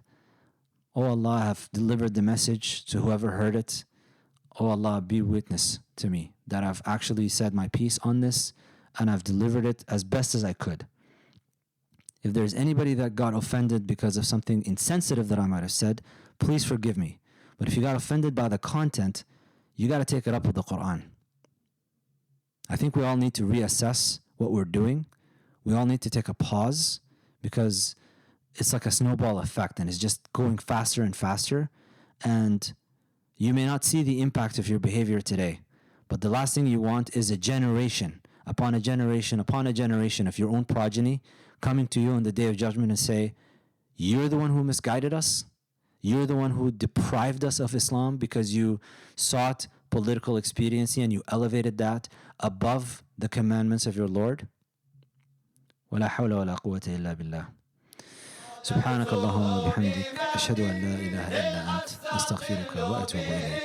ذنوب عمر الماضى في الشعر والخدام إذ قلدني ما تخشى عواقبه كأنني بهما هدي من النعام